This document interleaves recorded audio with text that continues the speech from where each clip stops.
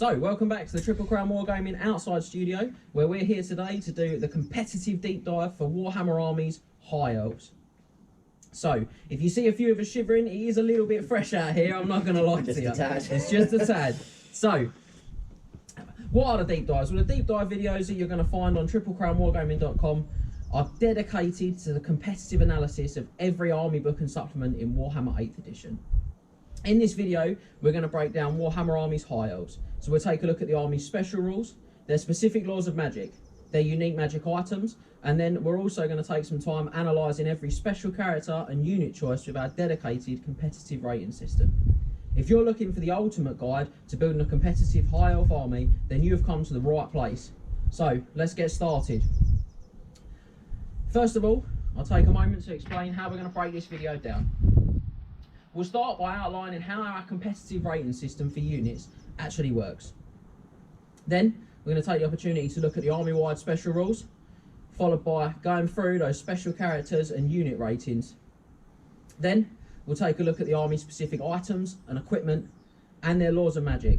And finally, we'll take some time discussing some competitive army lists, both in a completely uncomped environment and within the Triple Crown GT composition system. So without further ado, boys, I think it's time we got started. Yeah. Awesome. Let's go.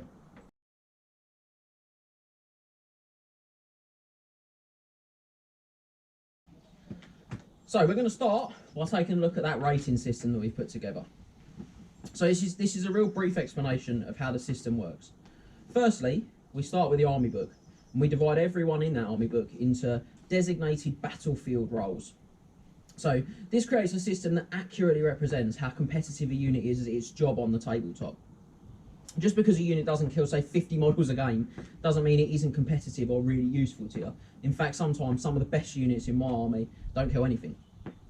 That's because you're not very good at the game. That is, that, sir, is your opinion. So the battlefield roles we use are as follows. We start with battle line units. So these are regiments that form the fighting line of any army. Okay. Then we look at flanking units as a second battlefield role. These guys are shock units. You use those for hitting the enemies in a flank and sort of supporting your battle line with real damage dealer. Then we look at ranged units as the third type. These units obviously offer some shooting threat.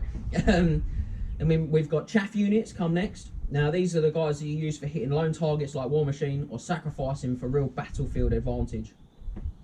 Then you've got support units, which are those kind of uniquely Warhammer units. Those guys that offer buffs or damage unlike anything else you'll find in other game systems. And then that leaves us with the last of our battlefield roles, which is, of course, characters. And that is what it says on the tin. Now, there are 15 criteria that we use for scoring each of the battlefield roles that we mentioned. However, you don't use all 15 on every one of those roles. Each of those roles gets 6 specific criteria allocated to it, which are the ones that really typify what it does on the tabletop.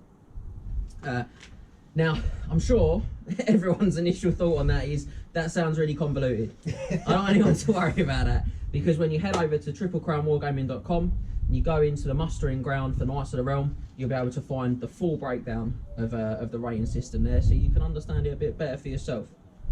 Like I say, here we're just going to cover it very briefly. So, as I said, each battlefield role gets 6 criteria it's scored on. Each criteria can give you up to 4 points. 4 being excellent at that criteria, 0 or 1 being not so good. So a maximum point score for a unit would be 24.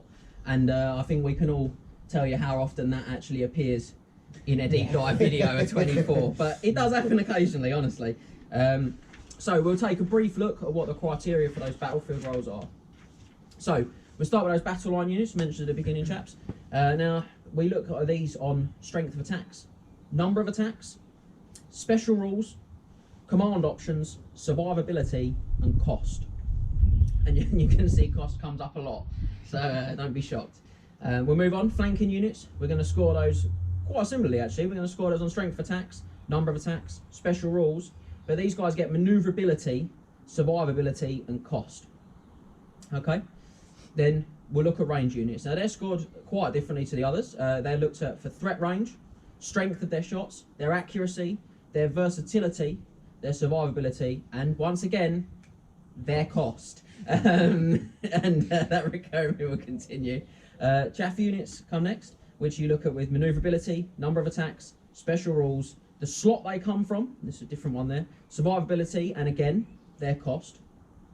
And we go for support units. These guys are scored on maneuverability, special rules, synergy, the risk of using them, the survivability, and again the cost. And then we look at character units, which are scored upon output, special rules, synergy, the risk of using them, the survivability, and finally, anyone?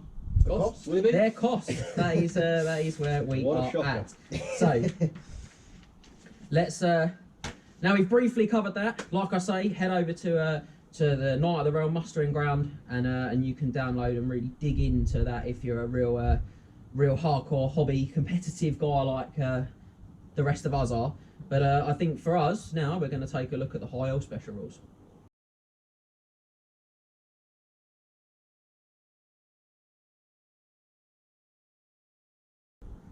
Right, so now the formalities are out of the way, let's deep dive. High Elf special rules, that's where we're going to start. So, in the High Elf Army book, special rules section, you find 5 army-wide special rules there. On top of that, they've got one additional special rule that every unit almost in the book has, but it isn't included in there because it's a main rulebook rule. So, I think we'll start with that one, chaps. So, first up, we've got always strikes first. Now, you know, for me, this is one of the hands-down best rules in 8th edition Warhammer. Yeah, absolutely. Yeah, without doubt. You know, It is up there. you know, not only does it let you go first when fighting in combat, but if you've got that equal to or greater initiative than your opponent, you reroll fail to hit rolls as well. It really helps minimise one of the High Elves' weaknesses, which is their lack of toughness or decent save everywhere. The first punch is massive when it comes to combat, yeah. First punch is massive, guys. Yeah, and when you're looking at those units that we'll discuss more detail, those great weapon units as well. Yeah. You know, they're elves, they've still got that wicked initiative value. Yeah, so absolutely. Yeah. it's just hands down, it's one of the most consistent and top quality special rules during the game. During the game or in the game of Warhammer, that's better, isn't it? And you know, when we sort of move on and talk about how special rules affect competitive unit rating, you know, consistent special rules like Always Strikes First, they are absolutely They're top tier rules. top tier rules. Yeah. So you know, it leads to awesome interactions. It's always going first. I mean, it says does what it says on the tin. It's just, you love to see it. You love to see it, boys. So I don't think there's anything else to add, really, is there? It's just up there, top tier. So then we can look at those ones that are actually in the High Elf specific category, shall we say. And that first one is martial prowess. So just to outline for the viewers at home, models with this rule may make supporting attacks in close combat in one more rank than they would normally be able to, and they may also shoot in one more rank than they would normally be able to if they have a bow. Yeah. So again, very similar to Always Strikes First, it helps you to maximise the output all the time of that frontage. You can have that small frontage, lots of attacks. You've got spears in your army if you want them for another rank of attacks. Hall potential as well. Yeah. 10 spears, you get 5 ranks. Yeah, 5 ranks. It's a point to note that we will come up on later, though. It is basically useless on characters.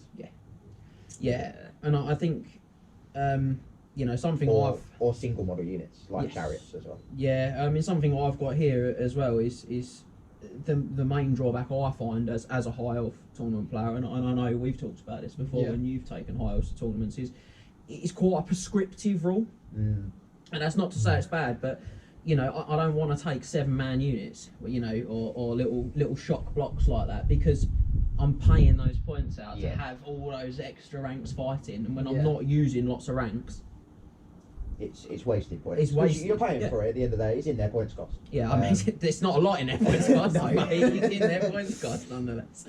So, you know, but let's be real, that is such a tiny drawback. Yes. That it's not very good on characters or chariots, and it's a bit prescriptive. You know, when you can put out a unit, I mean, like those Lava and Sea Guard down there, what are they, 6x4 there? Yeah. Every single one of those is attacking on that frontage. Yeah. That's 24 attacks. Going up against the comparative unit in any other army, you're getting 6 extra attacks that are probably going first. Yeah. potentially re-rolling as well, depending on what you're fighting. It's phenomenal. I mean, And that's a core, very basic core unit. and if they're fronting up to a horde, and they're a horde on the same size basis as you, and they've got 8 guys fighting, they've got 3 ranks of 8 guys fighting. You got the Yeah. same number of attacks as that horde off of that regiment. Much smaller frontage, Yeah. easier to manoeuvre. It's a really good rule. Yeah. You know, particularly when your army is a lower model count as well. You're getting a maximum out of every figure. So we like that one, I think. Definitely, Yeah. absolutely. Yeah. So next up's Valor of Ages. So this one is an interesting rule. It's a real sort of fluffy bit of rule writing, this one. So when an enemy army contains a Dark Elf unit or models a Dark Elf unit, models with this rule reroll failed Panic, Fear, and Terror tests. So very fun, very thematic. This is a competitive deep dive.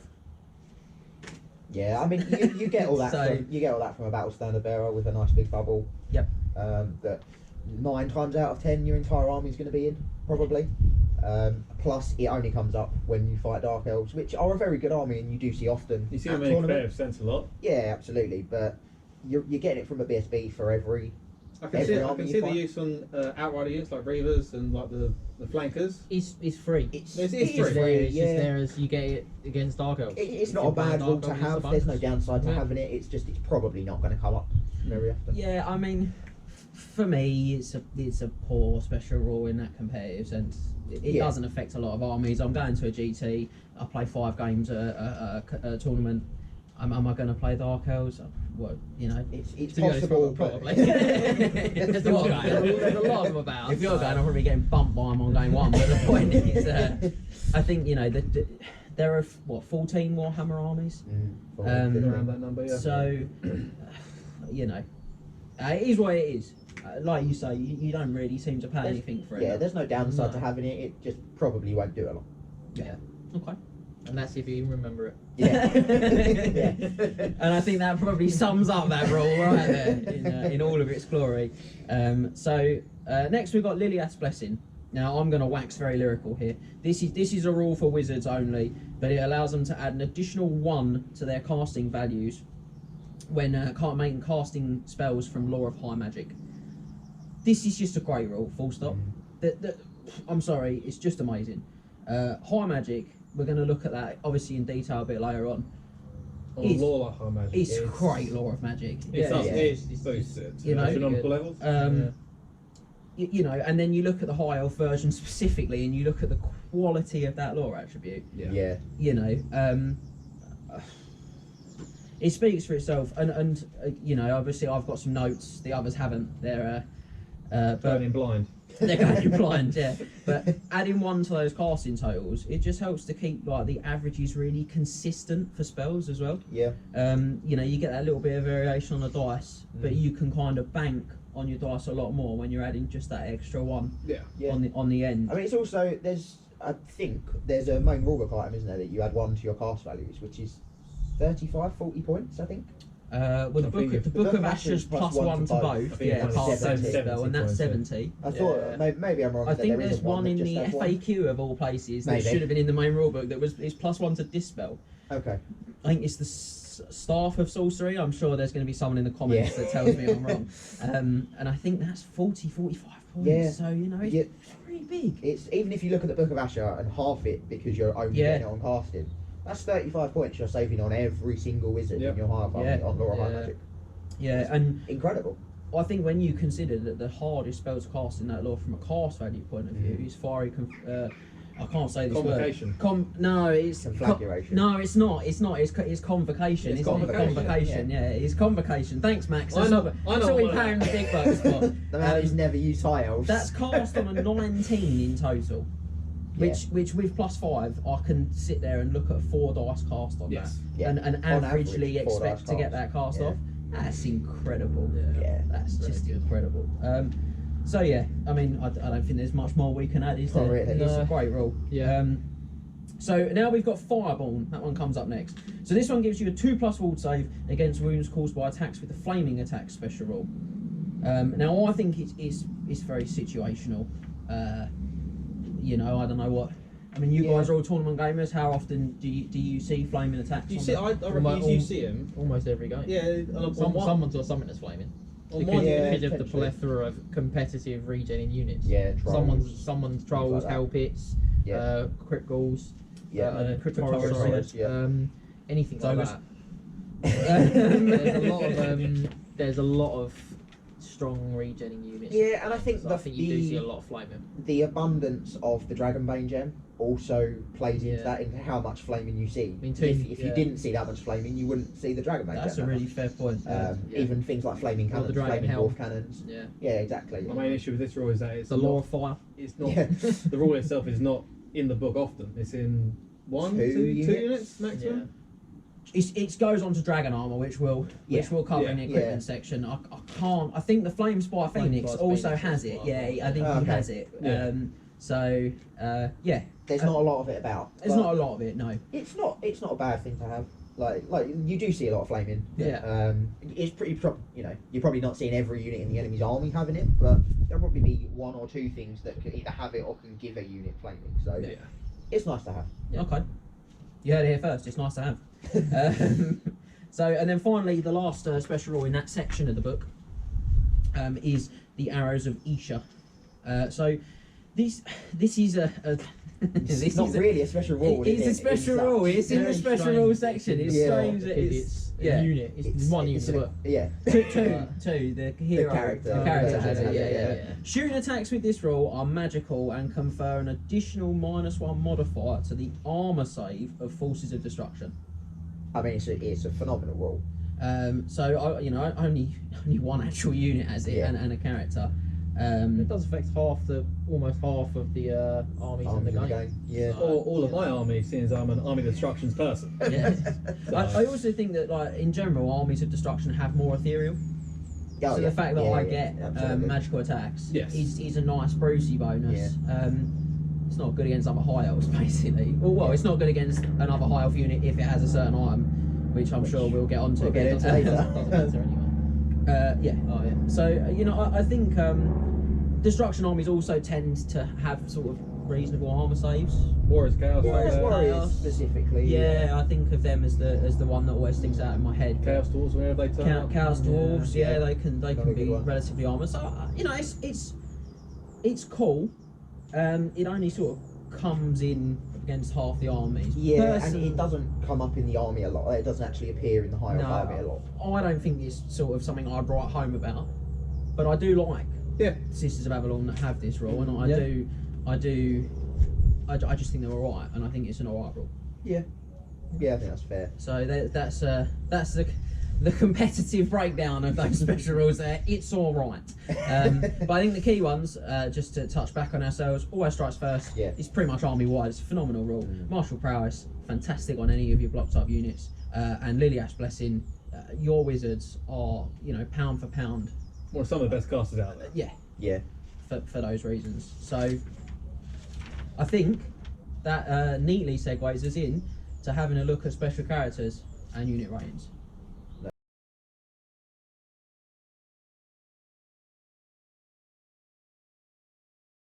So, first things first, obviously we all know this because, we're involved in the putting together of said packs and conversations about these things, but obviously viewers, and particularly if it's your first deep dive video, you're not going to know this. So we're going to address a bit of an elephant in the room, and that's generic character profiles. So, when putting together a system for rating choices in Warhammer, it's really hard to value a generic character. He's a noble good. He's a prince good. I mean, it all depends on the options that you select for him. Yeah. Yes, because they've got so many options. Most of the characters, you could have the same starting profile, but depending on the items you give them, they could be absolutely game winning, or they could be completely useless. Yeah. So giving the unupgraded version a rating is a bit Not fair. superficial. It's not fair. Yeah. Well, it's a waste of everyone's time. Yeah. And on top of that, what are you going to do? This is what we think is the build, but again, even that doesn't work because you can Depends say, what's well, in this the rest this of is the an army. awesome, Yeah. cavalry prince that does tons of bucket loads of amazing damage when you get him in. Won't work if there's no cavalry in there. That's Yeah. wicked. I've got no cavalry in my list, mate. So what with that, the way that we've approached that situation is because the choices you make with your generic characters will define their competitive value to your army. We just don't cover them in the deep dive. It's really that simple. So we've devised a way, however, for you to get a rating on the ones that you like to use yourself. So again, just going back to something we talked about earlier, if you head over to triplecrownwargaming.com, you check out on the Night of the Realm mustering ground, and you'll be able to find that competitive rating system, and you'll find in there the ratings that we use, the 6 criteria we use for special characters. So take your character build when he or she's done with all of their equipment, run them through that yourself, and what you'll get is a competitive rating for your character and what they do. And hopefully that will give you the same value as the deep dive videos on that. Alternatively, obviously feel free to drop us a message on the socials. I look to the younger members of the team to tell me how they work this newfangled technology, and send us your list, send us your character builds, and I know that in the future there are some plans to maybe do some videos where we go through some of that stuff. Some of your character creations. Yeah. And certainly, if not, we'll be able to respond to you on Facebook. What other ones are there? Instagram, YouTube in the comment section. So don't miss out do contact us with your things, and do use the website itself to help you work out your rating. There's also a contact us link at the bottom of each page on the website where you can email us directly, and we'll have a look at your list and maybe add it to a video in the future and go through it for you. Cool. So with all of that kind of parked to one side, let's start by dividing the units you're going to find in that army book there into their respective battlefield roles. So we're going to start with battle line. I will just say sometimes you'll find some of the units appear in a few categories. We might say, some people use these for battle line, some use them for flanking, or some people use them as a flanking unit, others use them for chaff. So where that's kind of a common occurrence, we have bumped them in a couple of places in the list. In general, units thrive in a role, and that's the role that one role alone. And that's the role that we cover them in when we talk about deep diving them. So, battle line units for high elves. You've got Spearmen, Lothern Sea Guard, which we've got some on the table, Silver Helms, which I know a lot of people do use in that battle line role. I don't, but I know Sam McQuillan, if he's watching, I know he does. White Lions of Trace, Swordmaster Hoeth, and Phoenix Guard. So there's 6 battle line units. So I think that's where we're going to get started. And we'll start with the Spearmen. The humble spear. The humble spear elf, yeah. So Spearmen come in with a competitive rating of 9 out of 24. Doesn't look good for them, does it, on the offset? It might. Humble spear elf is looking particularly humble. Yes, it might look better in a not high elf army book, but in a high elf army book, 9 is not a great score. So how do we get there? We score 1 for strength attacks, 1 for their number of attacks, 3 for their special rules, because their special rules are great. They've still got a special high special rules. They've got a great consistent special rule, and they've got a really good situational special rule, which I'd argue, martial prowess is actually pretty consistent on a unit like Spearman, because there's a lot of them. So they've got a couple of really good rules there. They get 3 for their command options, because they can actually take a magic banner, which is a little bit of a saving grace for them. Yeah, I didn't actually realise that. Yeah, 25 points. They're the only core unit for the high elves that can. Oh, okay. It's not a tremendous amount, but you can get some certain banners in there. Yeah, you don't get the best magic banners. But you can get some good ones. Good situation. Yeah, standard discipline. Gleaming pennant. Flaming attacks. Flame. Yeah, I mean that's the one that I think is probably their standout. If I was making an advice to someone, because I think if you can get them with something like Swordmaster or White Lions, get them in the same combat, you can strip that regen off with your always strikes first on your spears, and then strike at your initiative 5 or your other guys without the regen that way. So that can be a nice combination.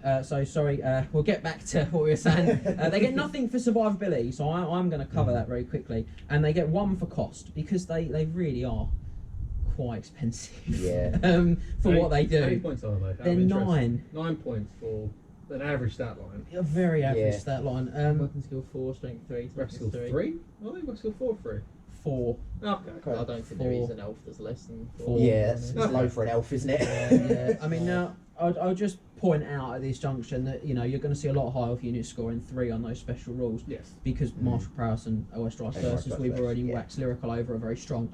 And that said, survivability rating of 0, it probably sounds really horrendous, like they just fall over.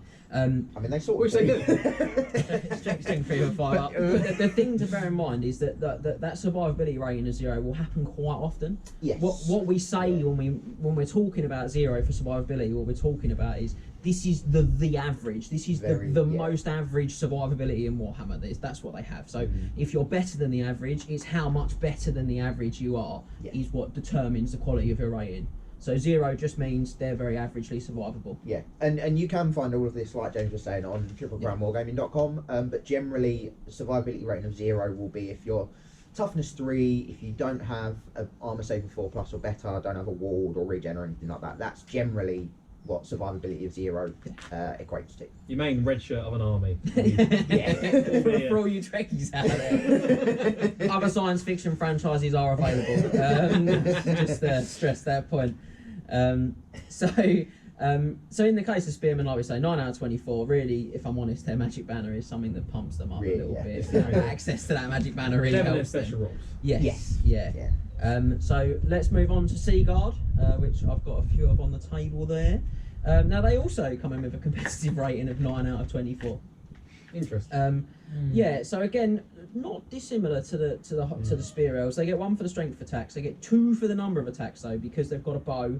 So we just add 1 onto that value for that.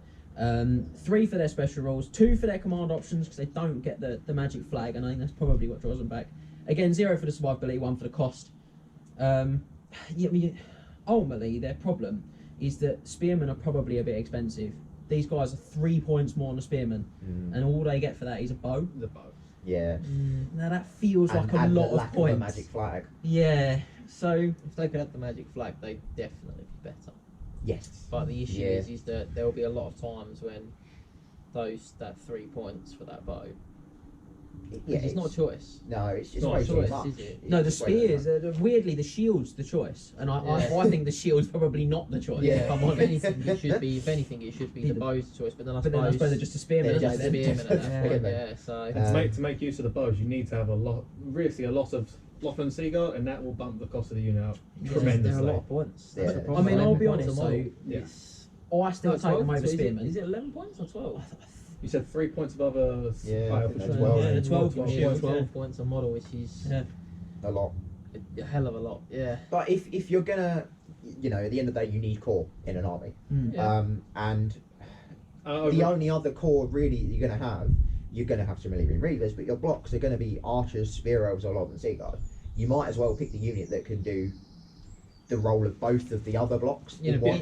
pinch, they can. Yeah, shoot. I mean, I think the bows just give them a little more potential because Yeah. they can be a threat from like turn 1 or turn 2 Yeah. rather than later. Yeah, Again, exactly. having the bows with Hand of Glory, Yeah, Yeah. to increase their ballistic. yeah. Synergy will got work that well. synergy. You Yeah. know, it's one of those. Again, it's just a lack of the command options aren't as good as the spear elves. The- No, the That lack does of bring them magic down flag. to the same average as a The- spear elf. They're not a game winning army. They're No. not a game winning unit for your No. army. But you, like Scott says, you have to have core, Yeah. and I do take them, as is well known. That's why I painted. So on to Silver Helms. Now, as I said, I take these as a flanking unit, but I know that some people like them as a battle line as well, taking a big block, stuffing it with some characters. Go for an old cavalry list, that's your cavalry corps. Yeah. The cavalry buffs, yeah. So, they come in actually with a quite respectable 14 out of 24. That's not bad. That's, Yeah. yeah. That's That quite is- healthy. Yeah. Very, very healthy compared to the last 2 core options we've gone Yeah. through. So we get there with 3 for the strength of their attacks. We're assuming obviously they're making a charge at that Yeah. point, yeah. And then 2 for number of attacks, 3 for special rules, 2 for their command options because they can't take the magic flag either. 2 for their survivability. Now I'm going to assume at this point you're investing in shields. What competitive player wouldn't? I invest in think shields? we're Yeah. all assuming that with heavy cavalry you invested in the shields. Absolutely. And then 2 for their cost because they're Yeah, about 8.7. the right points. Yeah. Points are they? I want to say 23. Oh, you could look at the book whenever The book's by Emmett. Go on. We were on Treat me. Treat me. I haven't got the points on my cheat sheet. So Should I keep the book here open for points then? If anyone's you can wondering? if you want to. Yeah, let's do that. So a silver helm comes at 21 points a model without a shield, 2 points, so 23 points with a shield. Look at that. He does. He knows It's it. almost like you've played high It's elves almost for like a decade. I've done God, them like for more longer than than 15 that. years. Longer than that, 20 yeah. years, yeah. Yeah, let's just glaze over the length of time. You're an old man, we all know that. Now, times. I think they're a little prescriptive as a battle line unit, like I said, but they score well, and they're a very fair cost for their job. Yeah. And that's me really. And I know if you want to play that way, I know you've played cavalry busts with Dark Elves in the past, haven't you? Yes, with I wouldn't say resounding success, but certainly with varying success. Yeah. Scott over there's also played a cavalry boss with the Black Knights. He Or did, his vampires. I did, yeah, I tried it. I think Very well, that's, but I tried it. I think that's a bit different though, because I Varying think success. the vampires do the work in that. I Yes. think, whereas in They're the not silver core, helm so bust, they're- the silver helms do a little You've bit still of got it to play too. that core tax Yeah. in the vampires, yeah. Enough comparison, back to high elves. Yes. So I think let's move on. Now we've got the three real kind of big hitter battle line units now. So we start with the White Lions, and they come in with a hot 18 out of 24. And I I don't am not think- by yeah. any chance surprised by I that. don't think No. anyone watching this video is surprised either that's ever faced high elves. Yeah, I mean, they got 4 for strength attacks. Yeah. So they're Yeah. maxing it out. 1 for number of attacks. There's probably their own. You know, That there's is their a own bit of a downside, shortcoming. really. Yeah. 4 for special rules. Yeah. 4 for command options, because it's not just that they can take a magic banner. They can take like the gold standard the of magic best banners, magic the banners, 50 really. point 50 bracket. points, Yeah. and also the champion can also take a magic item if he wants to as Yeah, well. it's Yeah. cheeky, isn't Jumping it? as a weapon. Then they get 1 for their survivability because they are a little short of survivability. On their own, yeah. Obviously, Yeah, synergy. your synergy is what makes high fantastically elves, better, and then but- 4 for cost because there's just they're undercosted. Yes. Units that have get a 4 They- are undercosted. You've They- you've said this a lot, John. They've just They not, don't pay for the great They just weapons. don't pay for the great weapon. Yeah. No. Do you Add, look add at 2 them, points on a they're model. 14 points a model. They're a point deer and no sea guard. I mean, Yeah. They're stubborn. what? So going to rule stubborn. If anyone's played the white line, stubborn is a pain in your rear end. Yes, It There's is. not a It lot really of is. units in the game that have That's Yeah, stubborn inherently stubborn without for a some unit. sort of Input from like something else. input from Yeah. something else. Yeah. So I mean, most armies have sort of one stubborny unit, don't they? But Yeah. it's. I think with these guys, it's not just that they're stubborn; it's that they get the always strikes first with the great weapon. You know, They get the their martial- strength they get the 4 martial prowess. basic, Martial their prowess. martial prowess, Which Straight yeah. for basic for an elves. 3 up save against shooting. Fantastic on its own, yeah. And like I say, stubborn is a gold standard rule. Absolutely. If you've watched the It's- deep it's dives arguably before, the best rule in if fantasy. you've watched other deep dives, or if you know, and if this is your first time, you're going to hear the phrase "gold standard special rule" quite a lot. And Stubborn is a monster. there Yeah. are not many, but stubborn is an absolutely gold standard Yeah. special rule. It's the type of rule that allows me to make a terrible mistake and not pay for it on the tabletop. Yep. Because I don't run away. Yes. So Why do you think the Crown of Command is called? yeah, I mean that's it. Yeah, they're an absolute staple of the high elf competitive metagame. You know, I'm sorry, but as a high elf player, you just love to see it. You love to see the And when you're rules for the playing white high line. elves, you hate seeing that unit being put on the board. Yes, yeah, you do. You really do. So, I'm happy to move on to the second of the 3, which is Sword Masters of Hoeth. Now these guys get a 15 out of 24, so it's not bad. yeah, it's not actually a bad. little bit It's better than respectable. the White It's Lions. respectable. The White Lions get 18, Oh, so sorry. they're boys. They're the lads. Now we get it with 3 for their strength attacks, Yeah. 2 for the number of attacks because these guys get 2 each, which is awesome. Mm. 3 for their special rules, 4 for their command options, 0 for their survivability, A 5 up save isn't. and 3 for Yeah. their cost because they're 3 is they're costed about right, but you can exploit their cost a little bit if you use them in the right way or if you build around them right. So 2 is costed correctly, 1 is too expensive, 4 is overcosted, undercosted. You know, we're getting around the rough system. So there is 0 on survivability. Yeah, I mean, now thinking about this, They do have a 6 up save against any shooter. They non- always have a non-magical shoot, which Yeah, there isn't that- a lot, but Yeah. they do have a conditional also, so perhaps they could even be a 16 out of 24 Yeah, if you wanted to, potentially. to stick a point on for that. It's just there's not a lot of not screaming amount of magical shooting in the game. No, not really. It's just it's quite it's unlucky just to face it. it's not going to win you the game, but it's just nice to have a 6 up. It's good with Like the that. high elf lore attribute. It's worth Very bearing good. in That's the mind thing as as well. well. You can Yeah, combine because that you with can get it up the to- high magic lore attribute. Sorry, not the high elf. Yeah. The high magic lore attribute. Yeah, Also want to bring up the weapon skill 6 Yeah. on a core unit, or not a On core a- unit, just on a block unit is immense. fantastic. Well, they're excellent for beating other people's elite units. Elite units. Yeah. Particularly elves. They're just hideous against elves. Mm. Yeah, So, like I say, I mean, these guys get a bad rep. I think And when compared to White Lion, Yeah. yeah, exactly. I think say that's this the problem. all the time, and you guys have heard me say this a million times. Anyone that knows me, that's watching this deep dive, will have heard me say this. In any other army book in Warhammer, these guys will be on the table 1+. Every week single in, game. week out. Yeah. If you start these in Empire or Yeah. in, you know, replace the Great Empire, Sword with a Sword Master. you know, even lizard men, Yeah. you know, on those types of armies, those other Wood elves. blocky fighting armies, wood Even elves, wood elves. 100% Yeah. completely changes the way that you Yeah. play wood elves. yeah, Um, yeah, it really does. I mean, they really would. I think their big drawback is the fact that they cost the same as a Wallon. Yeah, And- their Yes. drawback is that they're probably costed correctly. Yeah, They probably are. White lines are. They're certainly a lot closer to being costed correctly Yeah. than Yeah. a white lion. I think that's it. I mean, they're not survivable, they're not stubborn, and so they're the same points. So I'm Why gonna would I not I'm take gonna the white pick the lion? white He's, lion. You know, he's stronger, he's stubborn, he's got a better conditional save against that same non-magical shooting. and weapon skill 5 is enough. Well, it's you know probably what? worth pointing that out. Something is worth thinking about as well is that the white lion cloak is against magical shooting. No, Yes. it's not. No, it's- Oh, is it it's not? not No, it's the magical. same. It's not I magical. thought it was. I thought Plus it was two to any your army, it's shooting. not No, magical it's just Oh, okay, non-magical fair enough. shooting. We'll cover that in specific Well, equipment. yeah. Yeah. So, and then the final one of the big elite three is Phoenix Guard. Now, these guys do, I think, give White Lions in your army list something A to run think for the about. money, yeah. Yeah. They come in at 15 out of 24, so similar to the. Which feels unfair. Well, again, they got 2 for the strength of their attacks because they are only strength 4. Yeah. 1 for the number of attacks, 3 for their special rules. They get 4 for command options. They get 2 for survivability, and 3 for their cost. Yeah. It's. I think they're one of those. They're one of those units. 2 for survivability is. They get 2 points for having a 4-up ward save. That's the Okay. only thing Yeah. beyond an average save they have, Yeah. basically. They're one of those units which I think benefit incredibly from synergy of other High things. magic, Like, lore attribute. lore Yeah. attributes. You can get some magic res on them from characters, things like that. Yeah. Yeah. Yeah, The 15. synergy really makes them stand out. Yeah, Mm. that is the thing. They really do. Razor become- Standard is excellent on them Yeah. as well. If you, He is. Yeah, and it's Because all again, they things can like take a that. magic banner.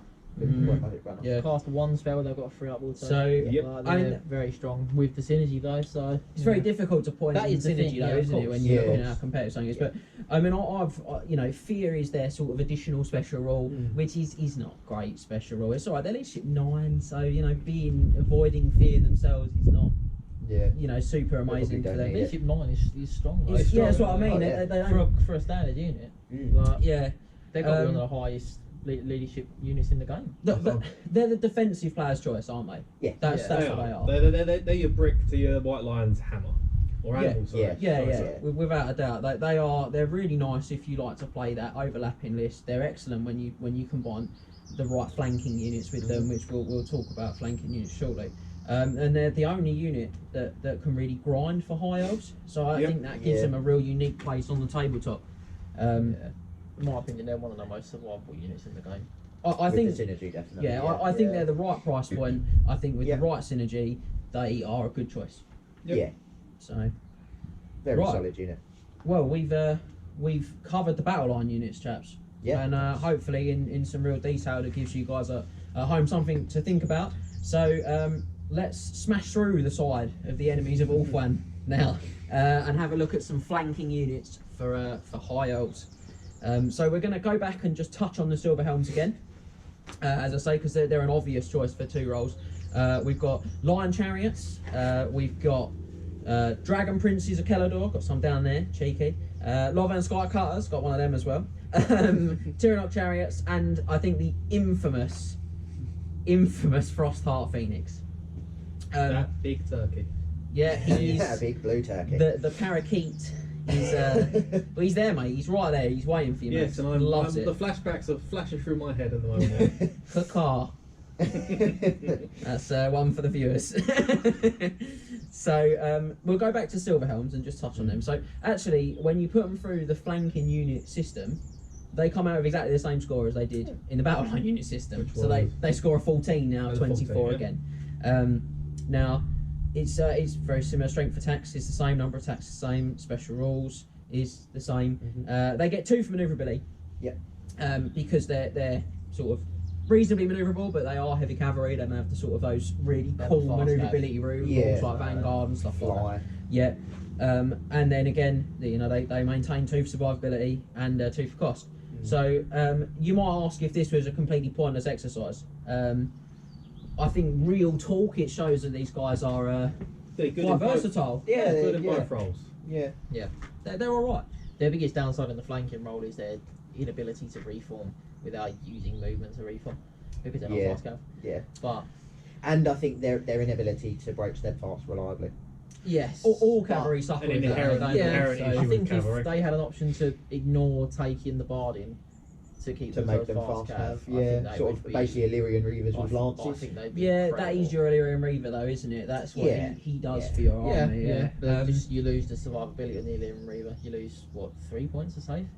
you do, yeah. Yeah, you do. Yeah, which is He's not a Dark Rider, is he? Let's be honest. But no one's a Dark Rider. I think, I think the idea for me with a flanking unit anyway is that they come in the side of something you've got the battle line in. Yeah. So I think you use the battle line's ranks to ensure steadfast is lost, and you use the smash power of those flanking units to deliver the combat win, if you like. And I definitely think that they can do that. Yeah. Yeah. So let's move on to the Lion Chariot then. Now this one actually surprised me when I rated it up. I'm not gonna lie. And this one came in with a 15 out of 24, which Respectable. Solid. yeah, it's good. I would take that Yeah. unit for that. I mean, I have taken them in the past. They get 4 for strength attacks because they've just got a wickedly good. Well, the Lions are strength. The Lions are strength five. Strength Yeah. 5, and The the, Riders guys on are the back strength have got six. the guy. Yeah. It's a white line on the back. Yeah. Yes, Two white lines. they get Yeah. 4 for number of attacks as well because you've got Yeah. the impact hits. You've got 4 attacks from the Lions, 2 attacks from the Crew. They're punching out. Yeah. They get 3 for the special rules. They do only get 1 for manoeuvrability because A chariot can't. Chariot. they can't march. They're actually Yeah. lower movement than horse-drawn chariots as well for high elves. Yeah. There's Movement eight. eight, movement eight. Are they 8, yeah, Mhm. which is good, but it's Good. not. It's not. It's They not can't sort march. of. Top tier. Yeah. Yeah. They can't march is the thing that really draws them back. Stubborn's a nice touch on a chariot. as well. Yeah, so Great just, for so I a say chariot. 2 for their survivability and 1 for their cost because they are. When you look at other chariots in Warhammer in particular, they are just too expensive. Yeah. They are. How when much you, are they? 120 120. points. You compare it to a Warriors of Chaos chariot upgraded, it's 115.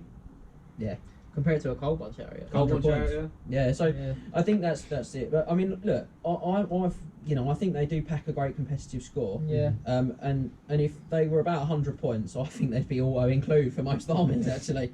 You'd see them a lot more often, definitely. They're also Um, not scythed, which surprises me as well. I would imagine a White Lion chariot at least to be scythed. but- yeah, I mean, like we've touched on already. I've got a few extra notes here, but they're mainly things we've covered. Yeah. The lack of movement, the lack of marching, rather that hampers them with their not so great survivability. I have had some decent results with these in my git list. So I took a couple of them in a list to an event a few years ago and came 3rd. Yeah. So I was as late game threat, they can be pretty decent. I Yeah. definitely What's their save like? 4+. yeah, I think. it's not Yeah, great. it's 4+. But Not bad. I definitely recall chucking 2 of them into a side of a steam tank and just being like, well, it's going to take ages to get out of there because I'm stubborn. And Yeah. actually, they were quite good like that. So, I think the main reason why you don't see them is just because They share a slot with in special units with the Phoenix Guard. and it's all that. White I think it's Lions, yeah. just other choices. I think it's Yeah. just about fitting them in around the things which Yeah. are because they're good, but Yeah. there's things that are better. And once you've taken the things that are better, you've got to You've not got many you've got to points really left. want to take those White Line Chariots. Yeah, it's similar to You know? Swordmasters. If they're in many other books, you'd see them so much more often. I think. Yeah. Yeah, I think that to be honest, and I Triple Crown comp, these guys are a +1, and looking at this now, that Makes food for thought for yeah, change. definitely for next season, I think that makes some food for thought. Certainly not for the Triple Crown 2021, but certainly potentially for the 2022 season, Yes. there might see I some don't know, changes. to their maybe. comp. I think Um, I'd still be. 15 out of 24 though. I think I'd be happy Solid, to see isn't it? people taking them though. There's something different. You know, I think there is also that it's effect that to opportunity it. cost as well Yeah. that the I mean, comp takes yeah. into effect. The Cold One Chariots were a +1 once upon a time. Obviously, a very You know. decisive unit Yeah. in the army book.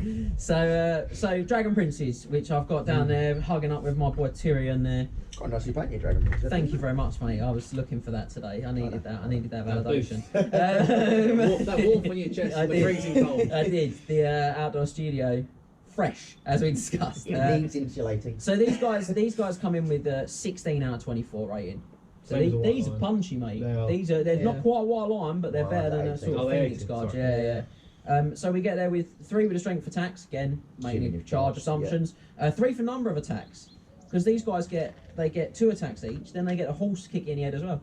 Yep. Yeah. It's alright, you know. Yeah. Um, Only strength 3, but as we all know, the horses always kill more than the They riders. absolutely do. They get 3 for their special rules. They get 2 for their manoeuvrability, because Moving 9. moving They've got the 9, Barding, and they don't don't they? have the Barding. Yeah. they got it there. Very good. And that leaves us into 3 for survivability and 2 for cost. Yeah, I think they're They probably can be fairly quite pointed. expensive. Yeah, But I think they're the right pretty- points. Yeah. Yeah. 29 points a model. Yeah. I think their biggest downside is they've got 1 up save, 2 haven't up. they? Or is it 2 up? 2 up, Two but they up. get 6 They up get wall the as six They well. get 6 up wall, which- so it's And the effectively- fireball that we discussed Yeah. earlier. Yeah, Yeah, and so they 6 up war. They're armed but- with dragon armour, so Yeah. they Again, become strength, with fireball. strength 3 base. Strength 3 base. Yeah. See, I With think a lance. That is what lets them down a little bit. that, I think that's probably their biggest letdown. If Yeah. they were strength 4 base, I think they would be. I Very, think very you would good. see them in every army. 75 Yeah. points of magic banner. I don't think you see a lot anywhere else. No. Man, it's the beyond dwarves for their runic banners. No, and Yeah. and hammers. the sergeant I think it's Drake Master. Master, yeah. He can take a magic weapon, and I've got a feeling it's up I to think 50 it's- points. is It's magic weapon and magic armour for 50 points. Yeah, See, so- the magic armor's very Very good. good. And again, the Star Lance, when we cover that a bit later, I'll mention that specifically with Yeah. with a Drake Master, Very because good. it's a great combination. Yeah. And you know, for me, if this was a rule of cool only, there'd be a 24. Because there'd be a 24 out of 24 if they were They're all a cool. cool only. Yeah, Yeah, they're very super cool cool, looking. Dragon Princes. Yeah. But I genuinely think, as much as that unit, the way it looks on the table is awesome, I found the most competitive success with them is just in sticks of 6s and 7s. shock troops. Yeah, very similar to Single something like rank. Wild Riders. Yeah. Single rank, come in the side, they dish out tons of attacks, and they're not easy to get off the desk. Not exactly with- throwaway, but they They're No. enough. They're enough of a threat as well to make your opponent. to warrant Do some something warrant. about them. to yeah, make your exactly. opponent have to deal with them, you know, and that's the issue. You got 2 6 sticks, you can't leave them because they're still going to be coming. The Absolutely. stick of 6 is coming in with 12 attacks at strength 5. And that's, Yeah. that's one of the main ways people get rid of high armor cavalry units like is Searing Doom, which they get 2 up war save against. Yeah. Because Yeah. it's a flaming Flaming. attack. Yeah, and when you break down magic missiles in general, a lot of the Quite magic a lot are missiles in the flaming. game are flaming. yeah. So Or not very good at getting through armour. Yeah, Yeah, they're that's the definitely thing, not so a they're small unit you can easily deal with. I think No. that's the crucial You, thing. you cannot ignore a unit of Dragon Princes. Yeah. Yeah. no, So- not at all. I think they just suffer a bit like Sword Masters, Yes. really. You've got to Yeah. lose something else for them, Yeah. and that's a difficult. Make a list position. around them, then they can be very good. But Yeah, again, potentially, you've got to want to. They In synergise well reality, with the you've got to high-ups. want to not include white lines. Yeah. I think that's the problem. So, Love and Skycutters. Now, I don't know why you're laughing, Max. Look at him. He's beautiful. He's beautiful, but Look is, at him. is he good in game? He is. You know what? He's got 15 out of 24. Wow. That's what he that gets. does surprise me. Yeah, look. I mean, these guys are. It's a rook. The thing with these guys is, look, I want to. I'll go for it and then we'll discuss them. But Yeah. 3 for strength attacks. They're strength 5. They're four still for a the chariot. 4 for the number of attacks. The bird They're is good. chariot. The bird is. If you could take just Swift Feather off, they are super competitive. To it, super competitive. The problem is you have to have the flying bow on a back. they get 2 for their special rules. They get 3 for their manoeuvrability, 2 for their survivability, and 1 for their cost. Yeah. So I should point out these guys fly. Yeah. Now, if they didn't fly, they'd be a 1 for manoeuvrability. Yeah. But fly is again the gold standard special rule for Yeah, manoeuvrability. absolutely. That it's just what it is. It does what it says on the tin. And the only thing that stops them being a 4 is that they're a They chariot. can't march. They can't Yeah. march. Yeah. They still get a 10-inch move though, which is Yeah. good. But fly is just terrifying. They slap, Until- mate. Until you've had a 3+ auto flying doom ball coming at you, you don't know fear. But I've got to say this: that the fly does drag their rating up, kicking and screaming.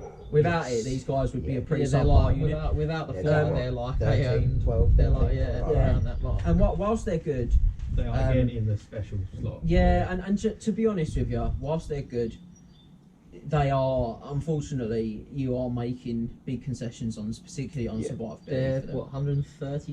95 base, 25 extra for the bolt thrower. Which I've got on that one, and I would probably take the bolt thrower on them if I'm honest. They got fly. You fly to the side or something. Fire the bolt thrower because he's only a big bolt, isn't it? There's no multi-shot. multi-shot.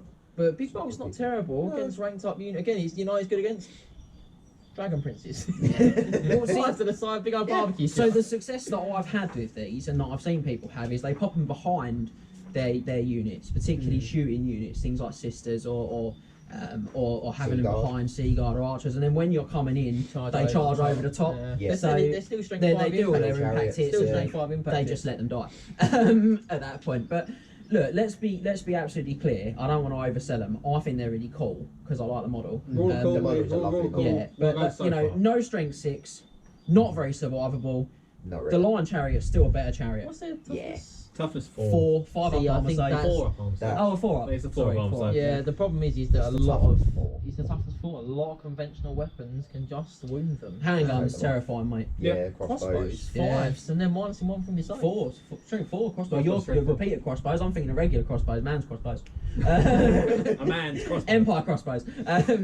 But yeah, Repeat a crossbow just strength 3. yeah, but regular crossbows are strength 4. Yeah, that's They the thing. can't So move it's and down. shoot. Yeah, Yeah. the non-move and shoot is there's just a lot of stuff. They're terrified of magic missiles. Yes, they Yeah. really Right. are. You know. They really are. Actually, Even a if you cheeky put the fireball. character on them, the boat gets a 4 up walled. Yeah, So that's an that's interesting possibly choice a way for to them. think about other it, but, artillery as well. Yeah, that's something Like against bolt artillery. throwers, It's dreadful against yeah. bolt artillery. throwers, stone throwers, anything like that really. Well, you So- consider artillery if they're shooting the sky cutter, they're not They're shooting. not shooting blocks, they're not shooting. shooting- What I'm assuming is going to be the next option on it. One before it. One before it. The things to bear in mind though is that you just don't have both because you just don't have enough points. Yes. Yeah. You're dropping good stuff to stick Yeah. these guys in. Yes. Tyrannoc Chariot next. So it's the last of the chariot, and this one is the poorest rating. It's a 13 out of 24. Well, So, I'll be honest, I think the Tyrannoc chariot is possibly the worst chariot in the game. It's not a two-king chariot, mate. That's it. Maybe, Very scathing review. maybe, Yeah. maybe the Tomb King chariot. So So you know, they the, get- the Tomb King chariot always hits on a 5 if it's shooting. So 3 for strength and you can attacks. get them back from the dead. Yeah. So So 3 for strength attacks, 4 for number of attacks, 2 for special rules, 1 for maneuverability, 1 for survivability, and 2 for their cost. I mean, It's just. what do you say? It's cheap. It's probably about the right point. They It's do not well very at the team expensive. army. It's cheaper than the problem is they're strength 4 chariot. strength 5. Oh, they are They are strength strength five. five, but Okay. again, they're very I- low, I by think 5 they're plus. the same. The cost us because you take one, it's not living, it's not surviving. You can take them units for 3, but then you're looking at 210 points. Yeah, Yeah. toughness. Yeah, 4 again. So 5 up arm save. Five Yeah, up. so Yeah, even it's not great. worse. So So, I mean, fairly priced for what they do is probably the best compliment you're going to Yeah. find on this channel for Tyrannoc Chariots, I'm afraid. yeah. They are performance-wise the worst flanking unit in the High Elf book. Now, I'm not sure cost alone saves them, but I think that I do see them. I do see people use them. And Situation. Triple Crown in particular, because they're that plus choice, you do Yep. see people drop them in. 'Cause they're drop not too one, drop expensive. one in. It's a plus. You know, Yeah. so I think Yeah. they've got a place, but I don't think they're very good. No. So that brings us on to a big one. It It brings us on to a big one. So, a little bit of wind in the studio. of ambiance, Studio. yeah. dramatic window. Dramatic wind effects.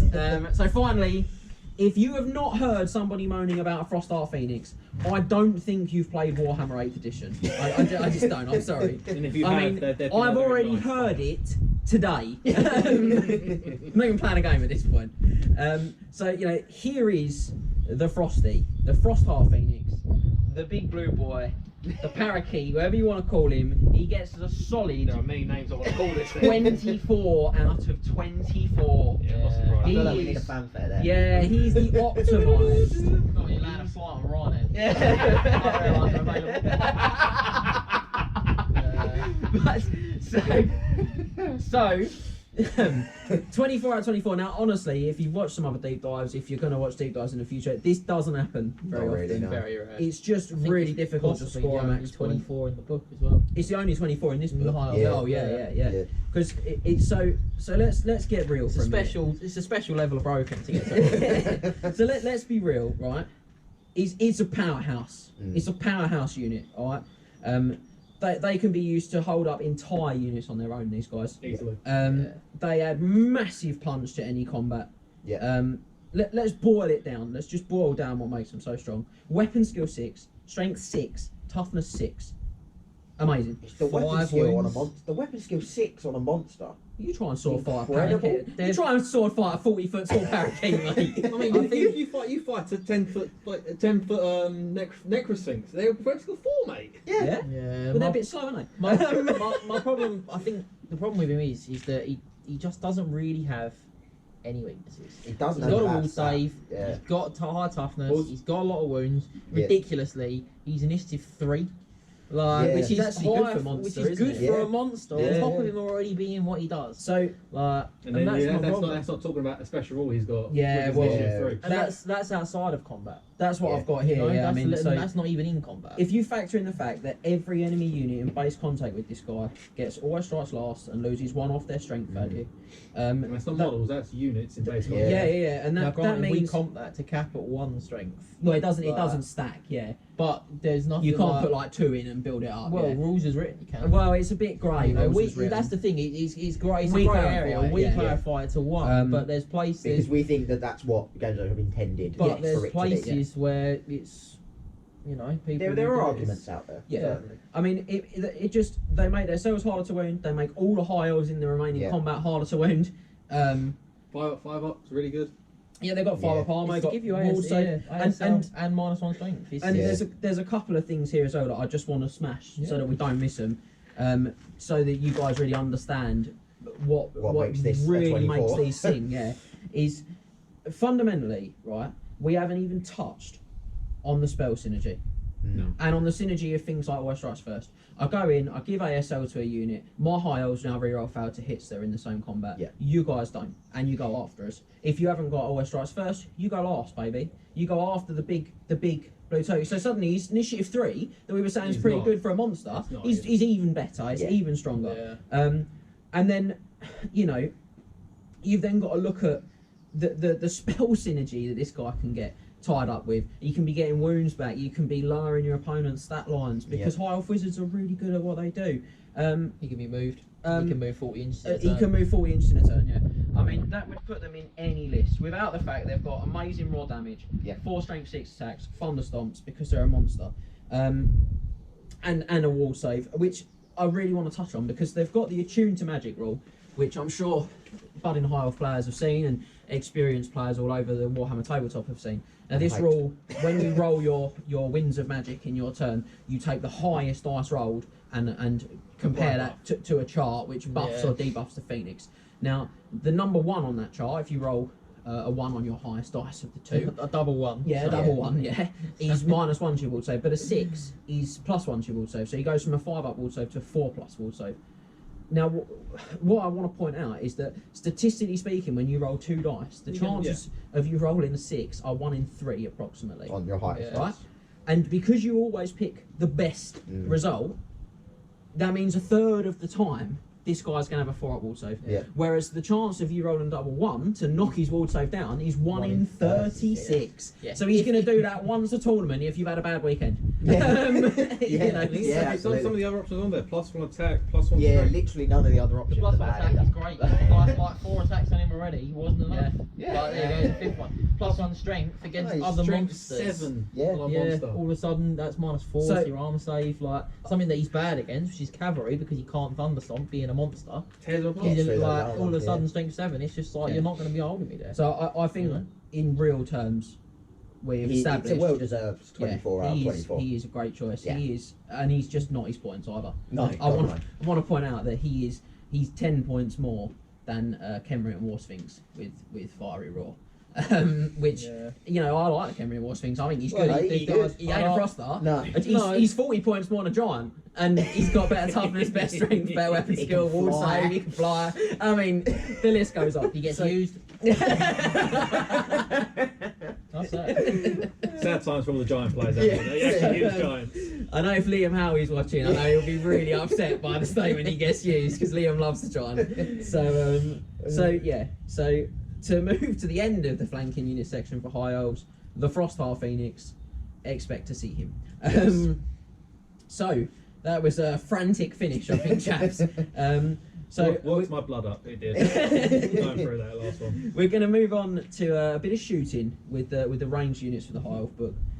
So this one is archers, shadow warriors, eagle claw bolt throwers, and the Sisters of Avalon. Okay. I think just quickly, it's important to say we've not included Loth and Seaguard here, just because we think their main role really is as a battle line unit. They just happen to have bows. They don't even come with bows. They do. Oh, they do come come with bows, but yeah. you're not going to buy them simply instead of archers. No. You're going to buy them instead of spearmen, and they happen to have bows. Yeah. But as James said at the start, if you use them as a ranged unit, all the rating system is on triplecrownwargaming.com. You can rate them yourself in the range category. Yeah, we just didn't because We feel like their best role is really as a where we battle see line. them. Yeah. So we'll start with archers. Now these guys get a very, very poor 8 out of 24. That's the lowest, isn't it, so far? I think it Might be might be lowest the lowest in the in book, if I'm honest, and I'll check my notes shortly to see if it is. But they're 8 out of 24. They get 2 for their threat range, 1 for the strength of their shots, 2 for their accuracy, 2 for their versatility. They get nothing for their survivability, and they get 1 for their cost. They're Because in they their are pajamas. so They're 10 expensive. points a model. Yeah. 1 point cheaper than Loth and Seagull. Now, why would I not take a seagull over that? For a point, you'd find a point for If their... you thought Spearmen died to a stiff breeze. Yeah. Well, Yeah. they've got what? They got... They got They no don't. armour. Yeah, You have to you pay, have to pay a for the point. armour. Yeah, For the you have to armour. pay for the point. For a if I'm 6 paying, up armour if I'm save. paying for the point, I would take a shieldless Seaguard. I'll be honest. Probably, yeah. Well, yeah. The Why would range you not? units in the High Elf book, they're not great anyway. Not really. Well, they're either incredible or they're just rubbish. No, I don't think they've got an incredible ranged unit, really. I think Sisters are they're very only- good. I think they're I only think they're good. very good. Well, we'll discuss that, sure. Yeah. I'll agree to that. But It's just like shooting as a phase, unless you take a lot of it. In my opinion, until you take a lot of shooting in an army, it doesn't affect. I think there are 2 or 3 good shooting armies Yeah. in Warhammer. Yeah. I 2 or really don't 3 think there out are of, many. as you said, I think 15. they probably own all of them. And but, there's a couple of standout shooting units. Yes. Yes. Yeah. But Yeah, as absolutely. As a far whole, as shooting- gunline armies, Yeah. it's So, these guys are just a disaster, really. 10 points, 11 with light armour. They're not appreciably survivable for that extra No. point. And 30-inch range is decent enough. I mean, literally, that's their redeeming feature Yeah. because they can move and it's shoot. They've got about the best 35 thing inch on the about- threat. Yes. yeah. But they're competing with Spearmen for the award of worst core unit, Yeah. and they are, in addition, where shooting is generally a more moderate threat, probably going to win that unwanted title of worst core unit in the book. Yeah. I would suggest. Yeah. The problem I have with them when I've used them and I've got plenty is we just ignore them. They just don't do enough Strength 3 is not enough. to actually make someone go and do something about them. Yeah. But I did have them once in a legendary display of luck. Let me be clear here. Kill a Chaos Dwarf Lord off the back of a flying Anderson. So, Was it similar like they killed a Balthazar Gelt in one game as well? Through a unit, wasn't it? yeah. Like 7 sticks. He looks away from the cat. Yeah, I did. It was like 8, and I just threw the shots.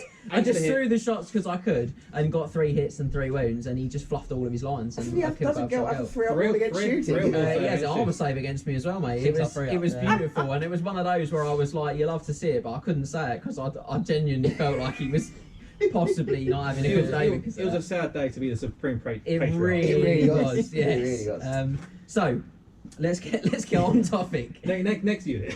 Yeah. So we're going to look at Shadow Warriors now. Okay. Hmm. Now these guys are coming with 10 out of 24. So they're better, but they're not great. 3 for threat range. Because they can march and shoot as well, because they're skirmish, which is skirmish, cool. yeah. 1 for strength for shots, 3 for accuracy, 2 for versatility, again nothing for the survivability, and again 1 for their cost, because they're what, 14 points? 14 points a model, yeah.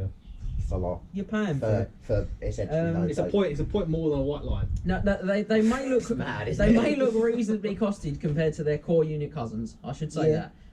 But That's don't, because archers are so over. yeah, don't assume that makes them worth their points. Really, the better BS in the skirmishers is what makes them. Scout. I think scouts are a nice role as Yeah, well. the Yeah. kind of, Skirmish that's is what solid. makes them a point thing there.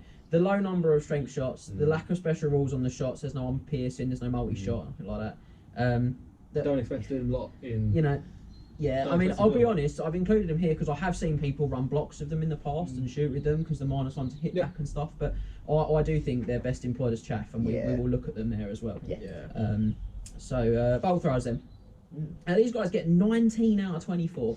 These are standout. I think the that's- best shooting unit for high elves. Yeah, I think that's probably fair. I think they probably are. It's a Yeah. it's a better than Wild I Irons. really rate bolt throwers. That's a better rating than I Wild really rate Irons, bolt so, throwers in general. Now look, I will point out that they get 3 for their threat range, 3 for the strength for their shots, 2 for their accuracy, 4 for their versatility, 4 for their survivability, and 3 for their cost. Next door's dogs strongly disagree. I think bolt throwers are trash. But I never they take heard. them. I don't see any Dogs on the top tables of tournaments. I don't see any trophies in their trophy cabinets for Warhammer games. Just saying. Not So to they're blow only your own trumpet. I'm not- They're only in yours because you share one with John. that's correct. Hashtag I can pretend to be him. So look, 19 is very impressive, and it is worth cautioning a little bit that when they are charged, their survivability rating goes from 4 to a 0. Big fat If zero. you talk about them in But combat, that's any, because that's any artillery. well, yeah, it is, yeah. Yeah. But they're toughness 3. They've got like Well, 6 up not armor. Hellcannon. So the point, not Hellcannon, yeah. The point is, the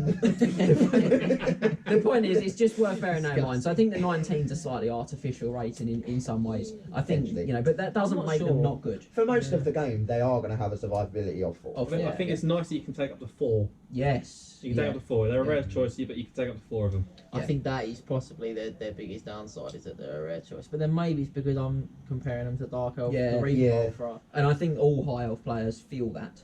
Yeah. We all feel that pain. You hate to see it. But that said, placement and use of these guys is absolutely everything. Yeah. They will always prove to be a decent investment though, unless I'm taking them. But with the ability to apply a threat to almost every unit type in the game, Yeah, that multi-shot option. 70 It's points. huge. What a cost? Yeah. What a cost! Great cost for It's, what it it's is. cheap enough. And they really are the best ranged options in the book, and they are a choice that every Wood Elf player wishes they could have. Really, really wishes was in there. So yeah, I mean, if you've watched the Lizardmen versus Dark Elves competitive battle report that we've recently uploaded, you'll see that Dark Elf list had 2. They've got exactly the same rules as Yeah. Dark Elf ones and High Elf Yeah. ones. Very very consistently solid. useful little unit. Positive unit, I'd Mm. suggest. Yeah. I, as someone who's used them heavily, Yeah. they always do something that warrants having them. Yeah. Because if all you've got to take is someone to line up a side shot on heavily armoured units or anything like that, because you've got the opportunity to have the no armour save. Yeah. But, I mean, I'll be honest, I've on multiple occasions. I see a little grin in the corner of his mouth as he says it. One hit killed. The 3 up rerolling ones. Warriors of Chaos. Chaos The Discord. Sorcerer Lord. Yeah, Discord's got this Lord. I've seen it as well. Multiple occasions. It's yeah. Sad times for all you aspiring champions out there. But even Look at the looking- bitterness in the chieftain. Even looking at them at like chaff clearance, Yeah. which high elves do struggle with unless they use their own chaff because they Yeah. don't have a lot of range Yeah. to it. You're probably not taking Good, archers. good magic missiles, though, high elves. Yeah, that is true. And but it's just the weight. It's the combo. It's for anything. Because monsters, they've got the big bolt or they've got the weight of shots. If you're like one wound lower left on toughness something. monster, Yeah. Chariots, they're great because of the D. Yeah. The D3 wounds as well. The big Yeah. bolt D3 Thinking off wounds. those last 2 wounds off a big monster. yeah. Yeah. I think it's fair to say that a Triple Crown Wargaming, We like bolt We're a thrower. fan. We quite like bolt we're a throwers. fan of the repeater bolt thrower. So More repeater eagle claw bolt thrower. the Eagle Claw, yeah, the repeater ones, the Dark Elf ones, same bolt thrower. So finally, they turn it side on for Yeah, the kill one for turn it Dark that way, Elves. one turn it that way. They turn it side on for the kill shot. So finally, we got Sisters of Babylon. Now we sort of touched on these bit earlier. Now these guys get a 13 out of 24. So that's actually maybe feels a little lower. It does, but I think I again, think similar to Phoenix Guard, I think the synergy you can build with them yeah. would massively boost So- their soft rating. though. So That is the let's thing. Yeah. cover that. 2 for range threat, 2 for strength for their shots, 3 for their accuracy. A bit It's Five. five. Bit five. yeah. Be a 60 champion. 4 for the versatility, because they really are a threat against everything that you'll fight. Yeah. But this is where they fall really short. It's that 0 for survivability, because there's Back nothing in their about them. pajamas. And two for their cost, because they're probably about right. He's got a lot to say. He has got a lot to say. He that doesn't like sisters either, apparently. No, doesn't like range units. I don't. No. He wants to wind it in, mate. I'll Not tell you at that. all. Not all over there. Not talking So- to me on that fence. So we're just covering that again in case all of that chat from the pooch was too much. So that's 2 for threat range, 2 for strength of shots, 3 for accuracy, 4 for versatility, nothing on their survivability, 2 for their cost. And I've just got here a great unit that suffers from low survivability. And 6 of they arm are- save. they're pricey. They're just They're basically in their tough pyjamas. They're Yeah. They are the unit with the arrows of Isha rule that we discussed earlier on. the only unit. The only Yeah, but that does give them that impressive survivability, and I think there are a lot of builds that elevate them as a unit. And when we Absolutely. look at the competitive lists at the end, you'll see there's a build that I've used and won tournaments with that actually includes these guys, and it's because the build elevates what they bring Yeah, in the right build, build. they are Yeah. terrifying. I certainly think that the quick to fire they game from the Handmaiden is a bit of a must for me, in particular Yeah. with her Yeah. and with them, because they're not skirmish and because they lack those sort of command options and things. Yeah. You can 24 really inch are. range? Yeah, Yeah, That's so, I mean, that probably quick their to only fire- downside. Yeah, Yeah. I mean, But that quick to quick to fire, fire you can helps. shoot something 29 inches away and still hit on threes. Yeah. So right, are we happy to move on from the ladies? We are. Yeah. We are. Okay, so we're gonna take a look now at getting the most out of your army on the tabletop. I like to think now, especially if you're going to go with those range units we've just looked at in your list quite heavily, then you're definitely going to want to pay attention to the next section, which is chaff. Yes. Now, chaff units for high elves, we've got Illyrian Reavers, Shadow Warriors, and Great Eagles. So they haven't got a lot of chaff options, but they are good. So now, lots of other units can be employed as chaff. It's worth pointing out with varying success, and people do it, including several of us. Do it. I know John likes to use little units of Demon X with his demons of chaos Anything can be as chaff. chaff. Yeah, The unit, the cheap unit gets down to like 1 or 2 models. Yeah, or 1 or 2, 5 models. single down to- cheap characters. One character. Yeah. Silver um, helms, even for the high elves, you can employ Yeah, them in that. Goblin big bosses on a wolf. but for when we're talking about chaff in a deep dive, what we are talking about is those units that are dedicated to that role. Yeah, You know, you look at the book and you feel like this is really this is what it does. their only job in Yeah, that's it. in the Yeah. book. So we'll go with the Illyrian Reavers first. Now these guys come in with 16 out of 24. That's a good rating. That's Yeah, like a it's a good Phoenix rating. Guard Yeah, rating. it's very solid. So we get there with 4 for manoeuvrability. Yeah. 2 for their number of attacks, 3 for their special rules, 4 for their slot, which is a different one for chaff for units. chaff, Yeah. Nothing for their survivability again because they're pretty unsurvivable. Yeah. And 3 for their cost because you can really exploit the quality of their cost.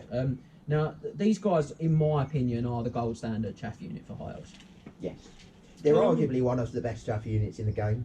Yeah. They're in the top 5, I'd say. Yeah. There's not Units. many that Nick can Yeah, put fast yeah. cavalry ups Yeah. their already impressive Movement movement nine. 9. Yeah. And the fact they've got Vanguard Yeah. as well is brilliant. The fame flight that they get from that as well is brilliant. They're not undercosted, but they are very cost effective. Yeah. I think Yeah. it's worth saying. Yeah. 16 points of and, models. 16 points of models are nice. Yeah, when they Bring up, inevitably die, facilitating you winning the game of Warhammer, you are not too sad. The 95 points you spend on them, points really. that you've spent on them. Their sacrifice will not be in vain. No, No. no, it will not. So yeah, we like them. Top tier. If Top you're tier taking chaff, unit. Yeah. you should have them. And again, just to touch on slot, this is the only bracket where slot comes in, and that's They are because core choice. core choice chaff that's something that really should be considered because you have Yeah. to take core. Yeah. And if you're going to throw a unit away, you definitely don't want to take it against the price You don't of, really of wanna be your throwing game winning away. units. Yeah, you know, exactly. in the slots When that, you that got you other, win when other from. core chaff units don't eat into your core allowance you have to spend, but these guys do. Yeah, Even it's better. brilliant. Yeah. Yeah. So our second helping of Shadow Warriors now comes in. Now these guys come in a 10 out of 24, which Compared to what was they in shooting? I've got a I think feeling they were 11. they were actually better Over 13. in Like, shooting. clearly we were paying so much attention. Yes. We've all got different numbers. So we were on top of it. They came in with 10 again, so it's Oh, exactly the same. well, Exactly and we the were same. all wrong. So I was gonna say it, but I didn't want to drop it out there. So 3 for manoeuvrability, 1 for number of attacks, 1 for special rules, 2 for their slot. Slots what lets them down Yes, because they're on special. it because they're special. Nothing on survivability, 3 on the cost. because I think they're better on cost when you use them as chaff because they're really cheap. Yeah. Take a small unit. What are they? 70? 75 70? I think it's 70. 70. 14 points a model. 70. 70. That's great. So I think the scout is what possible. I think that's what makes it. The I think skirmish gives them a I lot think of. the scout they're skirmish is pseudo why fast you have, take aren't they, them. really? War Machine Because- Hunters as War Machine Hunters. Yeah, in the they're- back Which line. chaff will They're a take lot you more very well. valuable, I think, when you use them as a redirect or a war machine killer. Yeah. Yes. And that's the key function Yeah. of chaff. Yeah. That's the key function of chaff unit. And so, you know, in short, dropping 70 victory points to prevent a big charge is very attractive to any player. Yeah. And they don't really offer a lot more than that, in my opinion. So, Not really. you know, think about that. So finally, you got Great Eagle. Now these guys get a 14 out of 24. So healthy, very healthy unit. Always see a Um, Great Eagle in an army usually. Yeah, Always see yeah, one. yeah. Good. They Very were solid definitely more choices. common before Reavers were core.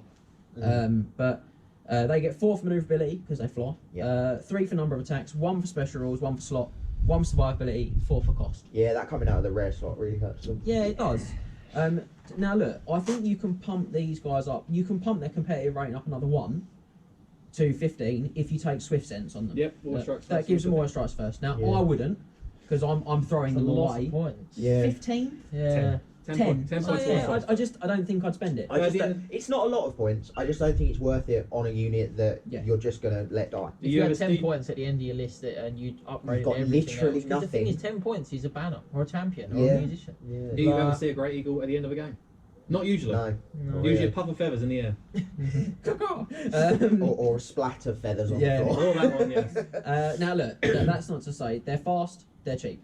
Yeah. Yeah. In fact, really, that they are just let down by being Fast rare and cheap Yeah. is what you're looking for in and not champions. being really. super survivable. But I would say that they get a survivability rating of 1 for their toughness 4. They don't Yeah, have it much helps of them a against save. sort of small arms like bows. But they're a 40 mil base, Yeah. which means you can place them a lot of the time in places where they can't really, they don't have to take a lot of flak, if Yeah, that makes You can sense. hide them very easily. Yeah. So, or they can't be charged. you know, God bless the 40 mil base. You love to see Yeah. it. That's really what we're talking about. Gold standard of basing. On single miniatures it is. Yeah. So right, look, we've eaten for a lot of battlefield roles here.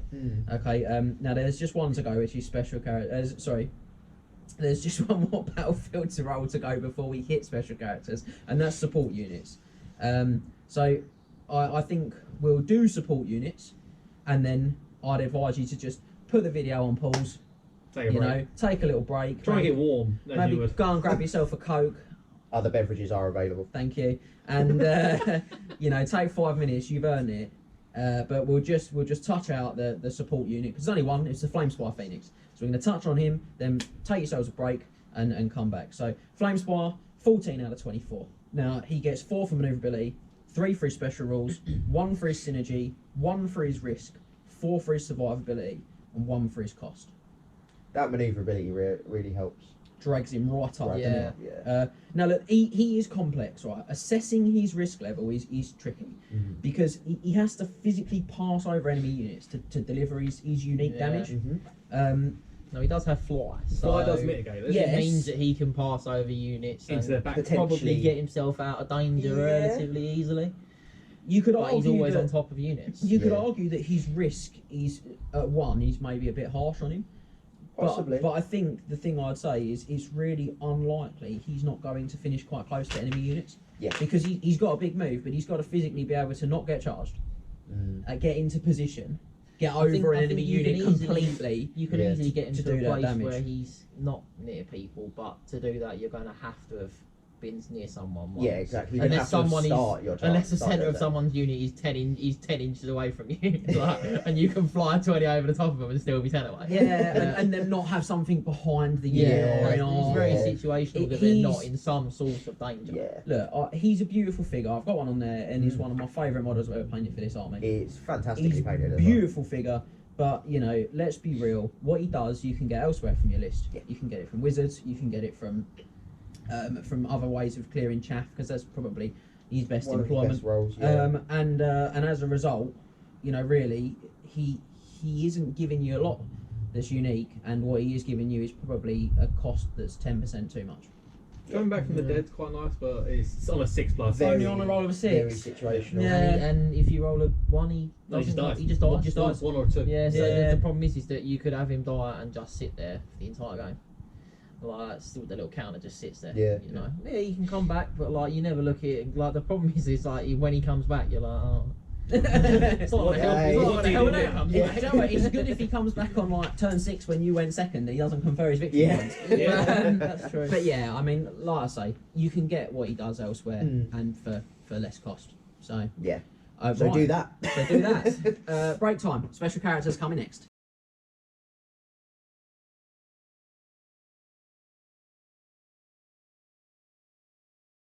Oh, welcome back. I hope you enjoyed your beverage. Let's get into some special characters, chaps. Mm. Okay, so there's this is actually the most. It's the biggest battlefield roll. I think there's 7. Let's have a little look. We'll get the counting fingers out. So we've got Tyrion, Teclis, Eltharion the Grim. We've got Alithanar, Alariel the Radiant, Corhill, and Caradrian. You were correct with 7. 7. I was. Look at that. I can do math. All right, you're American. So, we're going to start first up, the defender of Ulthuan himself. He's on the table over there. He's going to be on the table smashing Archean's face in a big boy beatdown soon. Oh, I need 4 cast to make me strong. Oh, I need my granddad's armour. There you, John. So, he's the defender of Ulthuan, Tyrion.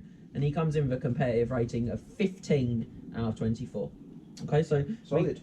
yeah, it's all right. He gets it with a 4 for his output, 3 for his special rules, 1 for his synergy, 1 for his risk, 4 for his survivability, 2 for his cost. He's a tanky boy. It's worth noting that almost any combat special character is going to suffer on the risk. Absolutely. It's gonna be- Yeah, you have to be, because you're they gonna have have to to be be in in the base shops. concept. Yeah. Yeah, You you know, got it. like, Yeah. So Tyrion's an impressive general, Mm. right? He's hard to kill, and he's got great damage output when you get him in. Strength 7, Yeah. good amount of attacks, breath weapon, One arm save, 1 up armor save. Yeah. flaming, fireball. Sorry, fireball. But he's drawn back by that 410 point price tag. very expensive. And it's the opportunity cost of 410 points. I think is the big problem for him. Yeah. In most armies that you build, if you're looking at 2,500 points, which is pretty standard competitive tournament. event, Yeah. in a tournament type event, you know that means you haven't got a wizard lord.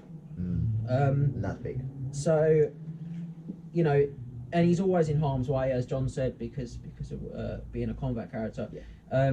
If points are no object, I honestly think Tyrion is a real contender. But you know, he's just a middle of the road choice when you've got to start sacrificing stuff to have him in your list. I think. Yeah. Also, the 18-inch inspiring presence is nice. Very nice. Yeah. 18 inches leadership 10. Yes, yeah, That's but I think when you look across the army in general, Most it's got of the good units are 8 leadership. or 9. Yeah. Probably And doesn't need it. there's a lot of. I'm starting to shiver now. The Yeah. studio's definitely got a little Yeah. cooler. A few degrees cooler. Yeah, look, the reality is there's a lot of other leadership 10 units in the book which we're going to cover that are, you know, possibly better. I don't know if anyone's got anything they want to add to Tyrion. No, Really, yeah. I think you don't.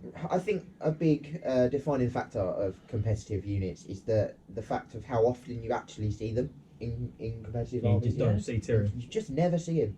There is Along the with- thing is, there's a reason. Exactly. No, Yeah. Along there's with a reason most for it. other combat lords, especially, but combat characters generally, you just don't see them. There are a few exceptions, some in the High Elf book, but Yeah. generally, realise you he just has But don't a see lot of them. them is the generic ones. He's That's the really thing. he's got 5. A lot of the Yeah. time you can Comes get back to life. most of the output from a combat special character Exactly. from a Cheap. generic one at Probably for half, cheaper. at half to maybe 2/3 of the cost. Mm. You know, and that's the problem. Which is one of the big downsides of special characters, to be in honest. general, they've yeah. really You got to pay- be a cut above to want to take a Yeah, special you pay for a character lot of special rules consistently. that probably you won't use most of the time Yeah. on certain special characters anyway. I think as well, like you guys have alluded to it, it's that reach factor, isn't it?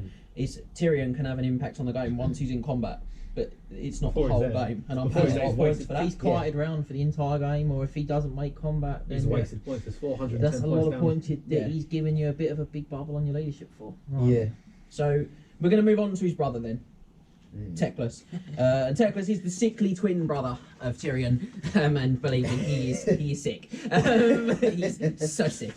He's 18 out of 24. Really. Yeah, So we're in that- we're in a big boy territory Yeah. again. We're right back up the top. He's down. He's Well- the reason why he's not a 24. I think are what makes him a balanced choice. Like in terms of, he does have some balance. Now this is obviously as a core character, he is. I think actually Teclis is relatively balanced because he's one of the weakest characters in the game. Yes. He is Yeah, very weak. stat line wise. Stat line Yeah. wise, that's the thing. Obviously, the problem is it doesn't account for synergy. Once you Right. start to throw synergy into it, Teclis becomes unbalanced. But actually, as a character himself, I think he is balanced because he is still weapon skilled like nothing with one Yeah. attack. At toughness like 2. Two, and If, if he, if once he's you one, used if his he cracks his staff, staff, he's toughness yeah. 1. Like, So- there's so- a lot of that, and that's the thing. What's the breakdown? I'm going to drive us back to that. Yeah, to the breakdown. 4 for output. Yeah. 3 for his special rules. 4 for his synergy. Yeah. 3 for his risk because he can really impact a game from distance. Yeah. But he gets 1 for survivability. Yeah. And he gets 3 on his cost because his cost is good. His cost is he's not cheap, but boy, can you maximise his cost in your army list? So his ability to take that battle magic mixture, you can take you can choose 1 spell from each of the 8 laws of battle magic. Absolutely phenomenal. Yeah, and in Triple Crown, you pick that at the start of each of your games, and you know, combining that with a minimum +5 to cast, he's a level 5 wizard, and a free power dice for every spell you cast in one magic phase, or the miscast protection, depending on how you use the staff. Yeah.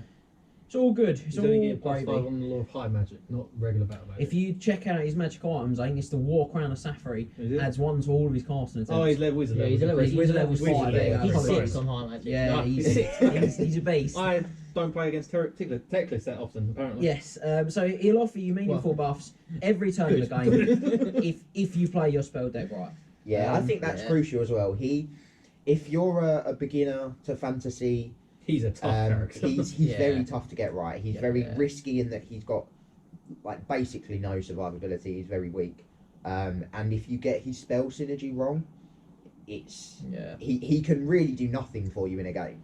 If you have a decent amount of experience at fantasy and with spells, he is absolutely incredible. He's top tier.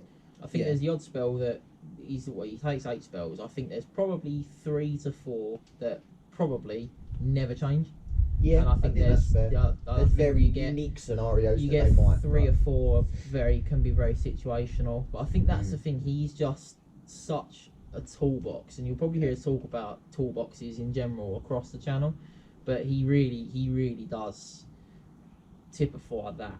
Yeah, He gives you absolutely everything you could ever need in any situation. Because no matter who you are placing at the start of that game, you look at it and go, what would be the best spell from this law to what are the counter that weaknesses? army? Yeah. Fantastic. What are the I'll take weaknesses it. of their And army? that's- What are mine, and what can I do There to is exploit almost- theirs and protect mine? And there's nothing in the game that has it to that level. There's things where No, you can okay. choose at the start and chop and change a bit. For example, Morathai, she can choose between 3 laws, but she has to roll them. Yeah. He consistently just picks. The only And that character is- that can do that is Kairos. Is Kairos. It's Oh, Kairos yeah, favour. which again, you know, we'll touch on him when In the we de- come in to the de- his in his deep demons, dive. yeah. But you know, he will have probably a very similar squad. I can imagine he's probably around the same squad. as Teclis. My sum up for Teclis for competitive play is a poor player will perform poorly, and a strong, skillful player will just Dominate. do incredible things with this Yeah. character.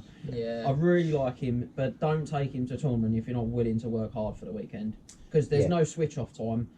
You know, that defense Yeah. is poor, and honestly, you hear a lot of people complaining that they can't deal with him or these this, that. If they can't deal with him, it's because their opponent is doing brilliant things, or Yeah. because they need to watch more 20-0 tactics. Yes. because trust me, you know, you have got to do that. And actually, I've said, you know, that there's probably going to be something on him going forward. I Yeah. think maybe In an article general, or some I think, sort of video yeah. that I might put together just to kind of unpack him a little bit. How Yes. to use him and how to Yeah. defeat him.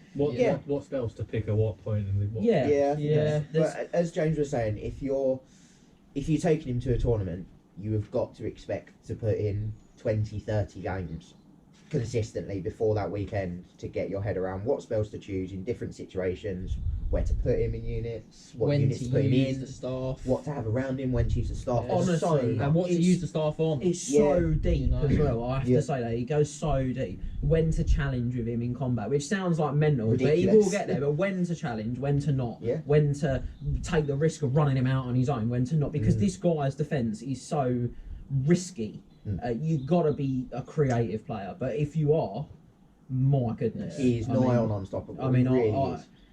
we'll discuss a list later, which High skill cap, high reward. yeah, which That's the thing. he is There's in. a lot of and he's units excellent. in the books in general, which some are low skill cap, high reward, some are mid, some are high skill cap, low reward. To be honest, Yeah. but he is someone he really is. Yeah, tops it. So, Eltharion the Grim. Well, I actually think he's The nemesis from the underrated. punch. So 14 out of 24 for this guy. So you know, think he's underrated, packing a to be fair honest. rating. Yeah, He's got 4 for his output, 3 for his special rules, 2 for his synergy, 1 for his risk, 3 for his survivability, and 2 for his cost. So the thing with Eltharion is he's a really flexible character. He's got a good combat stat line. The Talisman of Horeth lets him be a level 2 wizard. The law of your choice. Battle magic law of your choice. Yeah. So Yeah. 8 rulebook laws, which can generate extra synergy.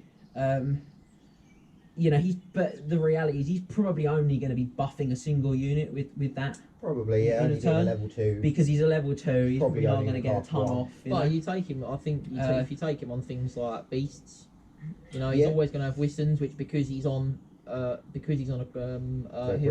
He doesn't have to take the Griffin actually. No, he doesn't. Which No, I think he you can put doesn't. on No, Harry. It's an option. Yeah, you Yeah. can go on foot or on the Griffin. Yeah, Okay. but on the Um, Griffin, if you take Wiston's wild form, you cast it on yourself on an 8. Yeah. You know, Yeah, plus some strength and toughness, really solid. on a 7 actually. It's +1 Plus for one. being on a Well, monster, and it's a 10, isn't it? You, Yes, it's a 10. And he's yeah. level 2. yeah. Yeah, so You effectively, get -1 to the cast. Oh, value, yeah, not so quite apologies, +1 to yeah, the yeah. cast Um, value. but yeah, certainly, it's worth saying. I think he's a bit of a jack of all and master of none. Yeah. But he does. He's actually quite good with shadow. I've used him in the past to bounce in between different combats Oh, with the okay, lore yeah, attribute. yeah, Yeah, That's, if he's on foot. that's quite good on foot. You can sort of drop him in and out of places. And I once saw a guy have him on the Griffin with the Dragon Mage, and he got the Dragon Mage into something, and then swapped because he's rid of monster. So Yeah. I mean, you can swap the type. So you can, Yeah, I once which is had pretty someone, cool. Once had someone swap a level 1 Shadow Wizard for like Gorthor the Beast Lord. Yeah, Swapped it's him like a out proper Beast into Lord, wasn't it? Morthai. Into It was- Morthai, Yeah, yeah. it was like a Dex Beast Lord into Morthai, and I was like, Shadow is well, that. This is a problem. Is that really seriously tricksy lore, isn't Yeah. it? Yeah, Really throw everyone those always things out. forgets Smoke and Mirrors because nobody uses it. Yeah, Yeah. people But- miss it. Yeah. So I'm gonna drive us ever onwards to a Lithanar now. So he also scores a 14 out of 24, and there's a little bit of wiggle I that can I've. see you disagreeing there, Joe. There's a little wiggle I've put into him here, and I want to say that 2 for his output, 3 for his special rules, 2 for his synergy, 3 for his risk, 2 for his survivability, 2 for his cost. So keeping a pretty too heavy Pretty average. character yeah. there, yeah. But when we scored his number of attacks, we had 1 for bows on regular units, but we don't actually have that proviso in characters. Yeah. Now I added the 1 because he's got Yeah. like a sort of strength 7 bolt He's thrower got type bolt bow. thrower, yeah. Strength So I 7 figured is that not was as worth well, but- considering. You know, which pushes his output up a little bit, but there's not a lot to say really. He's just a very expensive bolt thrower, and you just hate to see it. He doesn't really do the job of a bolt thrower, and he's more expensive than a bolt thrower because he's always going to be moving.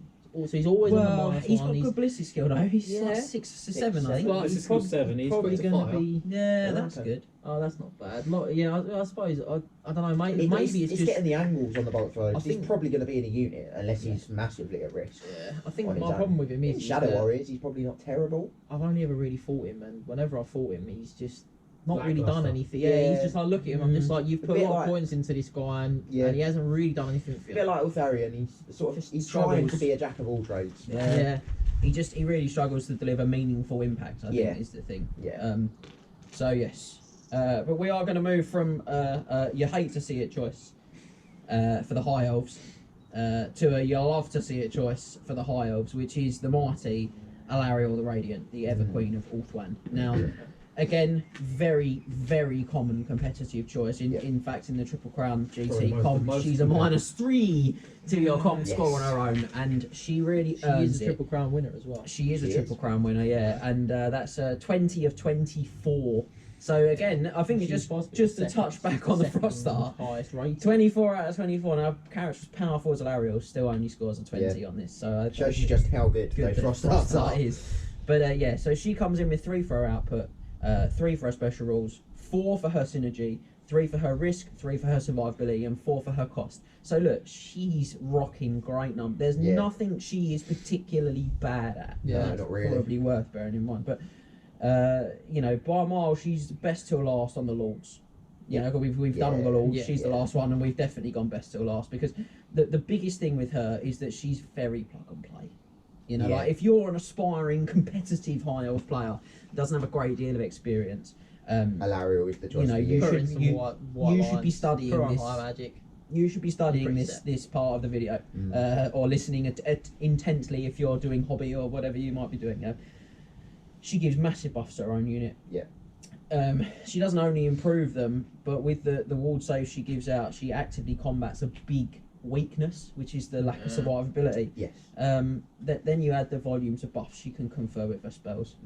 Like as John said, she can mix her spells. She can take from life, light, or high in any combinations just to roll them. And I generally use her almost exclusively on high because of the synergy of the lore attribute and her other rules. But let's be clear that that's still a very good set of options.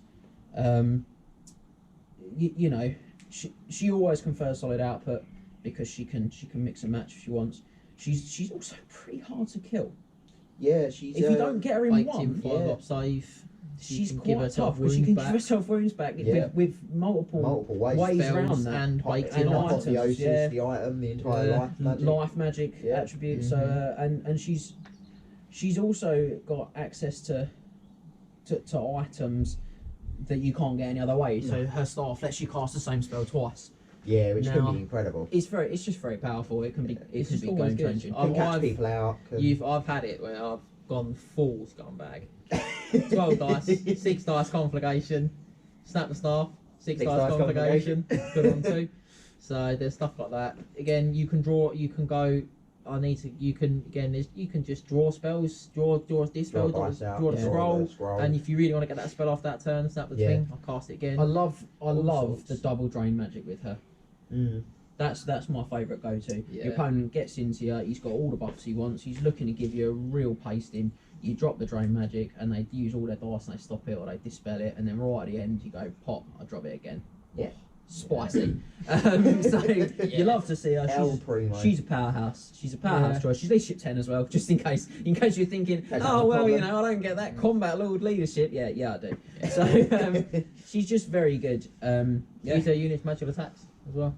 Yeah, she Yeah. also she Makes them immune to fear, terror, and panic, but not fearless, so they can still flee. Yeah, if not they immune want. to psychology, Yeah, not so immune they to can psych, still so they flee, can yeah. still flee. So they get all the bonuses of fearless And and none of none the weaknesses. not immune to panic. none of the negatives. Not immune. Oh, is it panic. just fear and It's terror? just fear and terror. Apologies, not Oh, immune to okay. panic.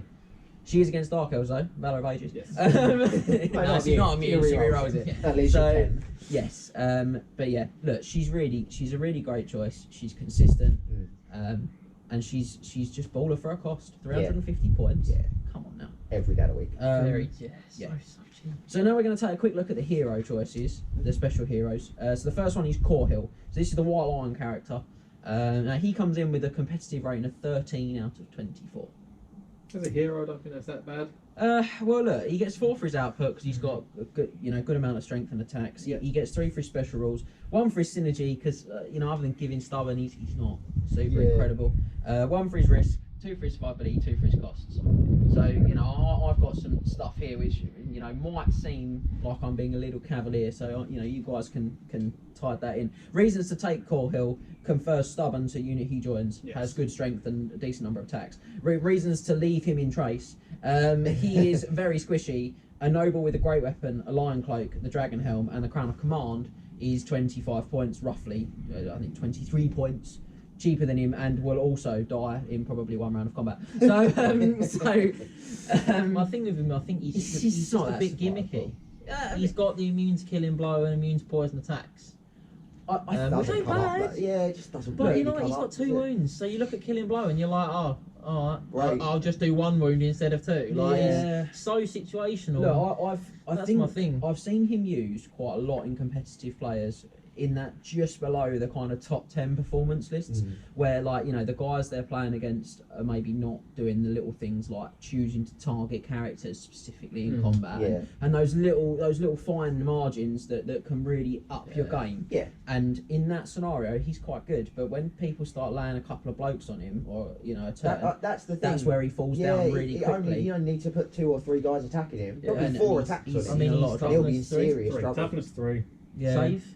3 up against shooting, 5 up whoever against it is, combat. It's actually That's 4 the up thing. because the Lion Cloak, his special Lion Cloak gives him an Yeah. extra 1 in combat. You Yeah. know, it's all right, but he gets wounded a lot. Yeah, That's- toughness you know, 3 or toughness 4 up 3, just isn't 4 enough. up save. It's not. So- It's not, and that's the problem. He's Look- just a bit soft for stubborn. Ridiculously, he's best in a unit of Phoenix Guard. Yes, Because Because he's he used gives to them Phoenix stubborn, Guard yeah. stubborn. But Yeah. I'd leave him at home. Yeah, which brings us on to the Phoenix Guard special character, Character. who is arguably best on foot in White Caradriel, Lions. I think he's one of the best special we're going to heroes in finish the the game. deep dive competitive unit ratings with Caradriel. Yeah. Okay.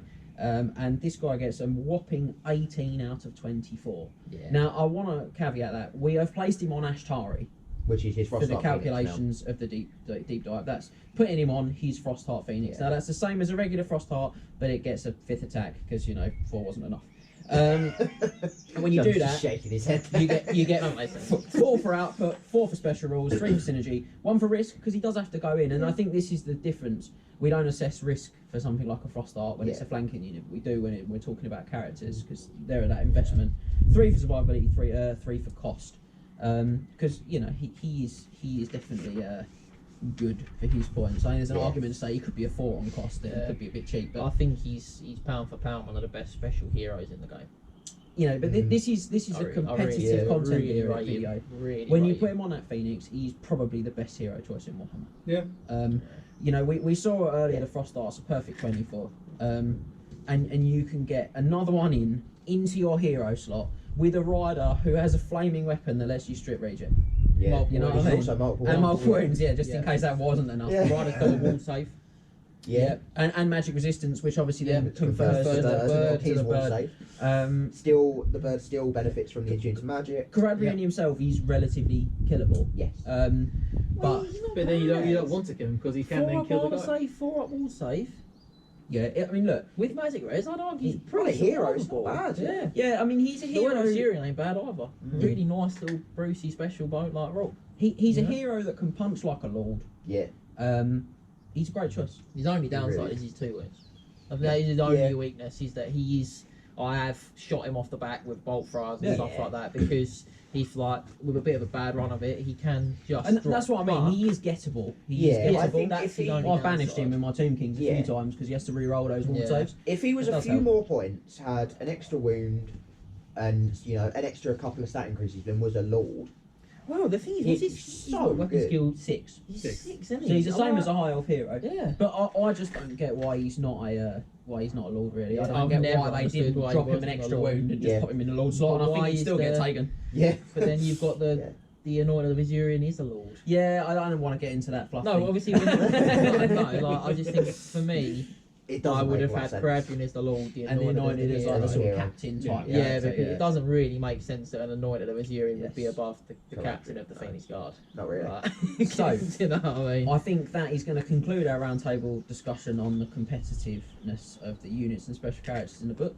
And now we're going to take a look at those unique army equipments, magic items, and the lore of high magic.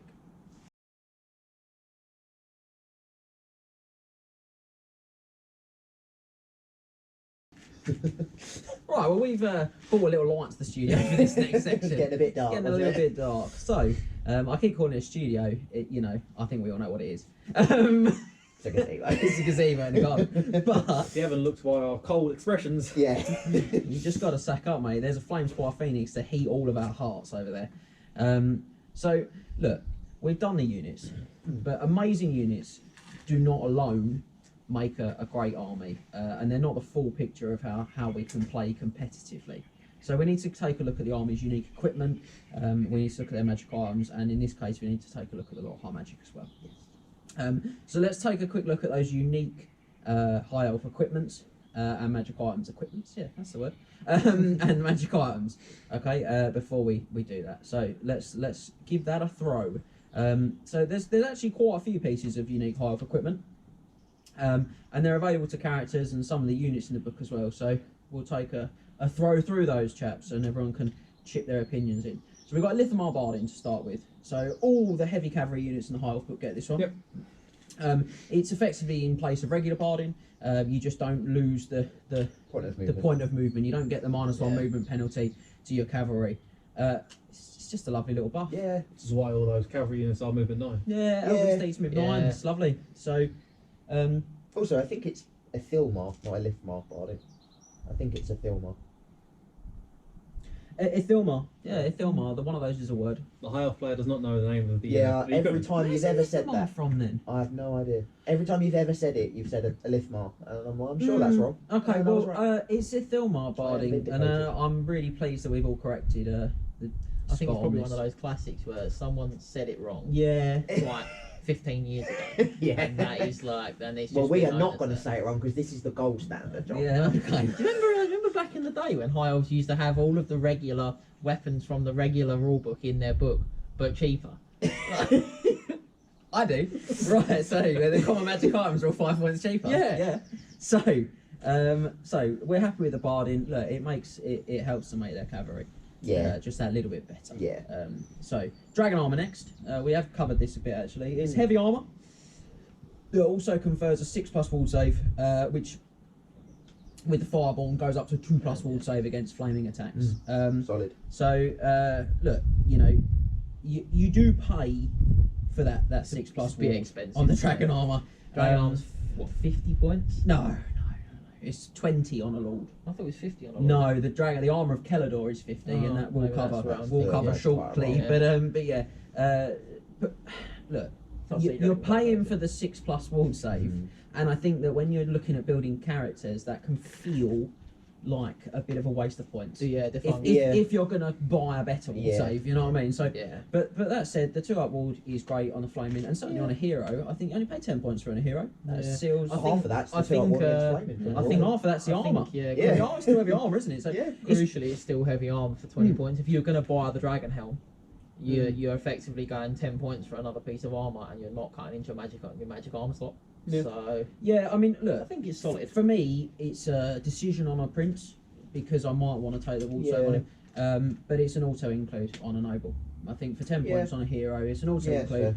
It's mutually exclusive with the Lion Cloak, which we'll cover in a minute. Mm. And I think that there are unfortunately for the Lion Cloak very few times that it's not You the can better take it on choice a of the character, two. yeah. It's very good on the actual cavalry that get it, the Dragon Princes. Mm. So yeah, I think that's cool. So we're going to move to the Bow of Avalon next.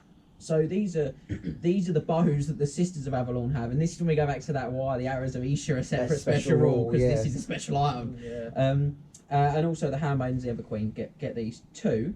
It's a bow, 24-inch range, strength 4 though, flaming attacks, volley fire because it's a bow, and then it has the arrows of Isha we discussed earlier. Yeah. So that's the magical attacks and the extra. That flaming attacks is very good. The extra -1 against force of destruction. I should point out that that's not armor piercing. It's an extra No, -1. So you can then, if you've got a way of getting armor piercing or of metal, Yeah. you can stack that on top, Yeah.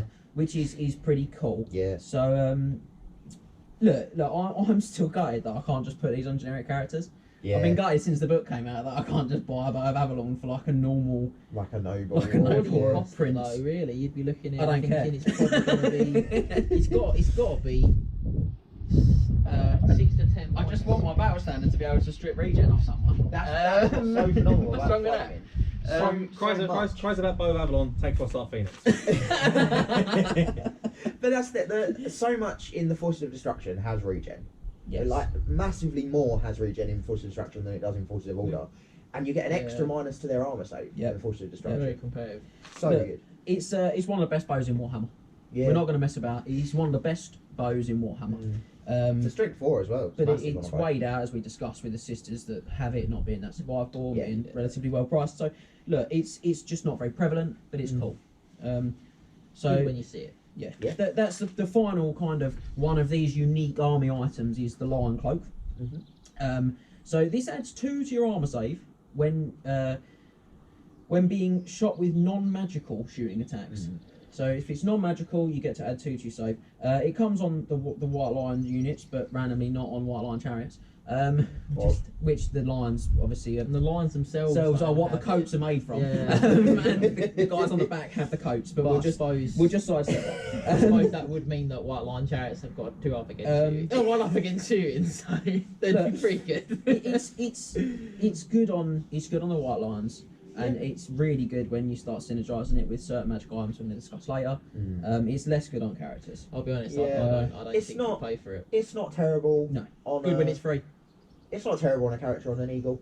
That's I've got here the flying solo on an eagle is pretty much the Like, only basically it's time only used. I would consider it. Yeah. Because it's mutually exclusive with dragon armor, and even then it's a question because the dragon armor gives me protection from Syrian Day. Can wizards take them? No. See, I think you'd see That them would be all the good. time if wizards Yeah, do. yeah, A wizard on an wizards eagle, if you bang Yeah. that on him, I think that's a really good choice. But Well, he can't. And again, I think RIP. full disclosure, it's mutually exclusive with dragon armor. There's just I'm It's probably Most mutually of the time I'm exclusive. just It's not taking really it going to be a because choice, I'm not to be gonna honest. bother, Rule of so, cool. Rule of cool. right. So that gives us our specific equipment, if you like, for high elves covered. Hopefully that gives you some real pointers on what ones are good, what ones to consider picking as options. So let's take a look now at the very impressive 13 high elf specific magic items. That's a lot. Yeah, you only see 3 of them, but it's nice that there's so many. So we're going to just go through them as they appear in the book. So if you've got your book and you want to take 5 minutes and go along with us, you can. But I mean, let's be honest, I'm sure most of you are probably listening to us painting, depriving yourself of looking at our beautiful physiques. But that's fine. No one blames you for that. That's fine. So we're going to start with the Blade of the Leaping Gold. So this is a magic weapon for the high elves. It's a whopping 70 points. It's a lot. It is, Excellent. yeah. It grants the bearer +3 attacks, and every 6 they roll to wound, ignores armor saves. Let's unpack it. It's 10 points more than the +3 attack sword from the main rulebook. So you're paying 10 points for every 6 to wound, ignoring armor saves. Yeah. Now on a character with 6 attacks, which it will be because it's probably going to be on a prince. 7 on a prince. 7 on a prince. 4 attacks, yeah. You're probably going to get that once a round of combat. You got to think you still got to do it. It's all the wounds, not the hits. You know what I mean? So they With re-roll hits. ASF, They're good weapon skill, probably but it's hitting on not. 3. It's not guaranteed. impossible. But you'd feel lucked out if you didn't get it once. If you probably didn't get it 6 turns. I think it's good in the right synergy. The thing is, If you've got access to rerolls to wound, but you don't. Yeah, there's very You little just that don't. does. It's Heavens the has law got of- reroll 1s. Reroll Yeah, ones, it's not bad. yeah. But I mean, you Um, took Heavens, not one of the Yeah, other why have good you laws for taken high Heavens? elves. Yeah. if Teclis chooses Yes, yeah. Yeah, But but again, if yeah, I've got but- Teclis, I probably haven't got Oh, points for a yeah. prince with the No. Blade of Leaping But that's the Gold. problem. I think it's just expensive for what it does. And the thing is, it's on a guy that just doesn't wound. Well, the thing is, We like strength you 4. say, you're going to score. Mhm. He's strength 4. You're going to score this result once a turn on a good week. Yeah.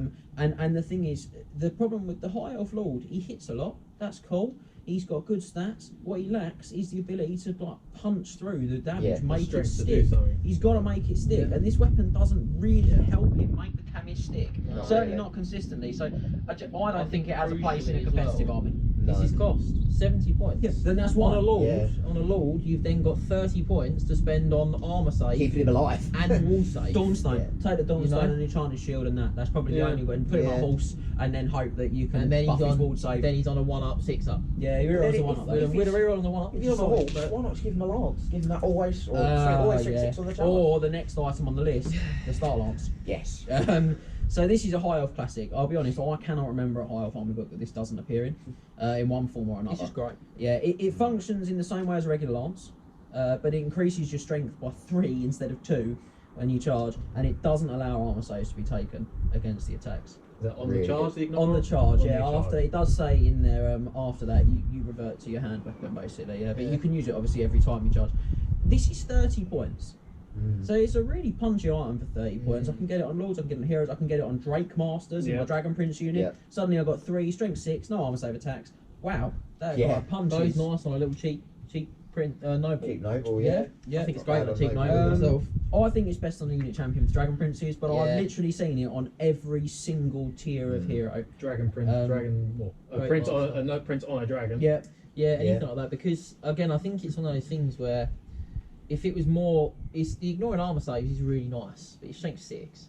Like on almost everything, Unless it's cav, really. You're yeah, ignoring I mean, most if of it's it. on if it's on a prince, it's going to be on strength 7 at that point. So it's -4. If it's on a noble, it's strength 7. It's strength 7 as well. Yeah. So you look at it and go, the ignoring the armor save is a bit meh, but I'd it's, pay 30 points. you know, so it's plus 3 30 points. strength You on the pay crucial 30 turn, points, don't you, and though? that's exactly it. You'd pay plus 30. You'd pay 30 points for the +3 strength. Yeah. The no armor save is just a moot point. Yeah, I mean, like You I know? say, I think on a Dragon Prince unit champion, it does stand out. It gives the unit strength 6. It doesn't have. It is a risky biscuit because that is a 1 wound guy. And you Yeah. just doubled his points cost. People he can't be attacked. People don't Well, he expect can be it. punched in the head, but he's Yeah, going to but have done his attacks before. But that, he yeah. can't be attacked directly unless he's in challenge. Well, challenge. He's going Well, in he's a first. champion. If I'm in base contact with a champion, I can throw attacks on him specifically. People just don't do it. Yeah, I guess so. It's more that you can effectively go. A lot of people aren't going to notice you. A lot of people aren't going to expect it. So That's it. you challenge. Yeah. You challenge with you challenge with the Yeah, champion without any synergy. He's still weapon skill 5 with 2 attacks. 3 attacks. 3 attacks at strength 6.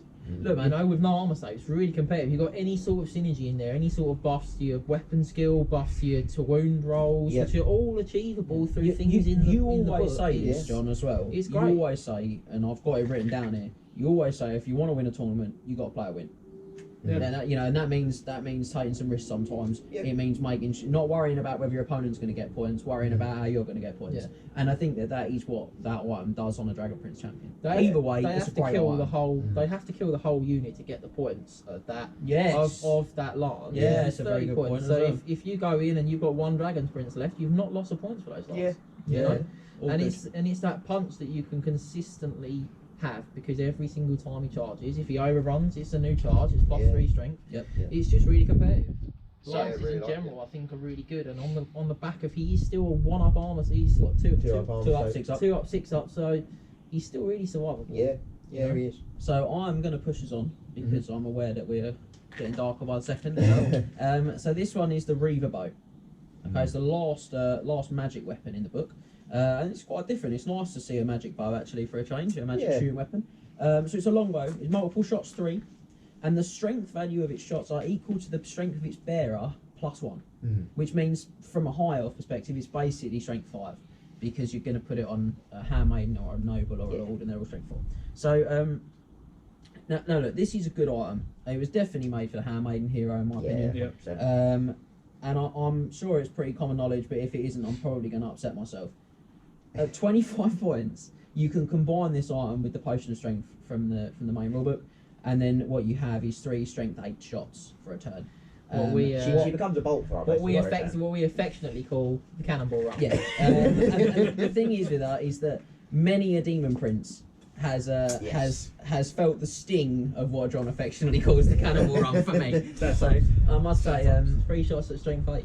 And on the handmaiden, she's got BS7. Yeah. yeah, and quick to She's fire. basically hitting, It's just she's basically everything else in the It's game. yeah, It's basically 2s and 2s on It's everything very in the good. game. It's very good against a lot of monsters. It's very Yeah. good against a lot of big stuff. I know the Demon Prince because I can recall times where I've done damage to Demon Prince with it, but it's a strength 8. It's a threat to Minus even 5. stuff like Henry and Boss pieces, Yeah. and Minus 4. even artillery Minus 8. pieces. Yeah. So And no one expects that level of ranged punch. Because there's basically no other ranged punch like that in the game that's not That's literal not artillery. dedicated artillery. Yeah. So look, you love to see it. You Yeah, I really think do. that's the way to cover it. So we move on to the magic armor. There's 2 pieces. There's 3. There's 3 pieces. I know what I'm talking about. I think there's 3. Is there 4? Might be 4. Hang on. Tells you how often I use them. There are 3 pieces. Ta-da! So then the first one is the Armour of Calador, which John actually mentioned earlier. The bearer of this item he gets dragon armour, but effectively it's dragon armour that gives you a 2+ armour save that can't be improved, and a 6+ ward save instead of a 5+ armour save. And obviously the 2+ against 5 flaming ward, attacks. yeah. Now look, it's 5 points more than the Armour of Silvered Steel in the Yeah. main rulebook, and you think I get a 6 ward, I get the fireborn. That's pretty good for 5 points. Yeah. And you know, look, the only thing I have with it is you can build good saving throws without investing 50 points. It's a lot of points to invest in that saving throw. But if you're going to take a hero, if you're going to give him a great weapon, and if you're going to have a high magic wizard in the same unit as him, it's just very unpleasant. Yeah, I think on foot characters it's much better than on mounted. Yeah, I wouldn't. You touch can it get on a that. mounted character with a 2-up with dragon armor without spending any of your magic points. Yeah, that's magic it. points. 10 points, Dragon Helm. Yes. Why or why not? At that point, you Yeah. know, anything. Like that. So there's just no point. Yeah. But on a foot character, yeah, like you say, with great weapon, really good. You know, any magic weapon, really. Yep. Really good. Yeah. Really like it. I like it too. Yeah. Yeah. Any advancements? So second up, we have the shadow armor. So this again, a relic of the past. This one, Games Workshop did like a special character years ago that had this item on him, which was like I'm going to embarrass myself. It was like 25 years of Warhammer or God, you're old. 20 years of Warhammer. I don't know, but look, it gives the bearer Scout and Strider, and it's heavy armor. It's 25 points. I've seen it used in casual and narrative play a bit. But, Yeah. you know, I think it's good for a fluffy Scout's like, nice. Nagaryth. I like Scout. Nagaryth type force. Yeah. Yeah. Combined with the old Reaver bow, it's not bad. Scout behind them and then just start shooting them with strength 5, 3 shots. You just become Just like annoying. a pest. Yeah. It's a pestering unit. It's good for war machine hunting, a little cheap. But how many points is it? 25. It's not bad. I mean, look, for 20 points on a Lord and 10 on a hero, I can take Dragon Armour and probably just take that. Yeah. I think you take it as like a Um, specific thing though. I think that's the thing. I think Take you want a it- character with your Shadow Warriors. Yeah, or if he's just a war machine hunter. Again, And this does, when I say narrative. does he Yeah, confer no, exactly. does it confer the Scout Strider to his yeah. mount? No, he can't take it on a mountain. It's on foot. So you could put him on an eagle and give the eagle Yeah. Scout and Strider. That'd be well good. Yeah. A dragon. If you Yeah, I King suppose Dragon. that's probably why. No one wants to see a scouting dragon. Scouting dragon. all Any right. dragon How is do you good when scout it's a Scout. dragon? Probably just lands. Final piece of magic armor is the Shield of the Merwin. In fact, I'm just going to ask Max to look up, make sure I'm correct in saying that Shadow Armor is on foot only. I'm pretty sure it is. The final piece is If Shield not, take it on characters on dragons. on dragons. We might have just found them out. I've done it.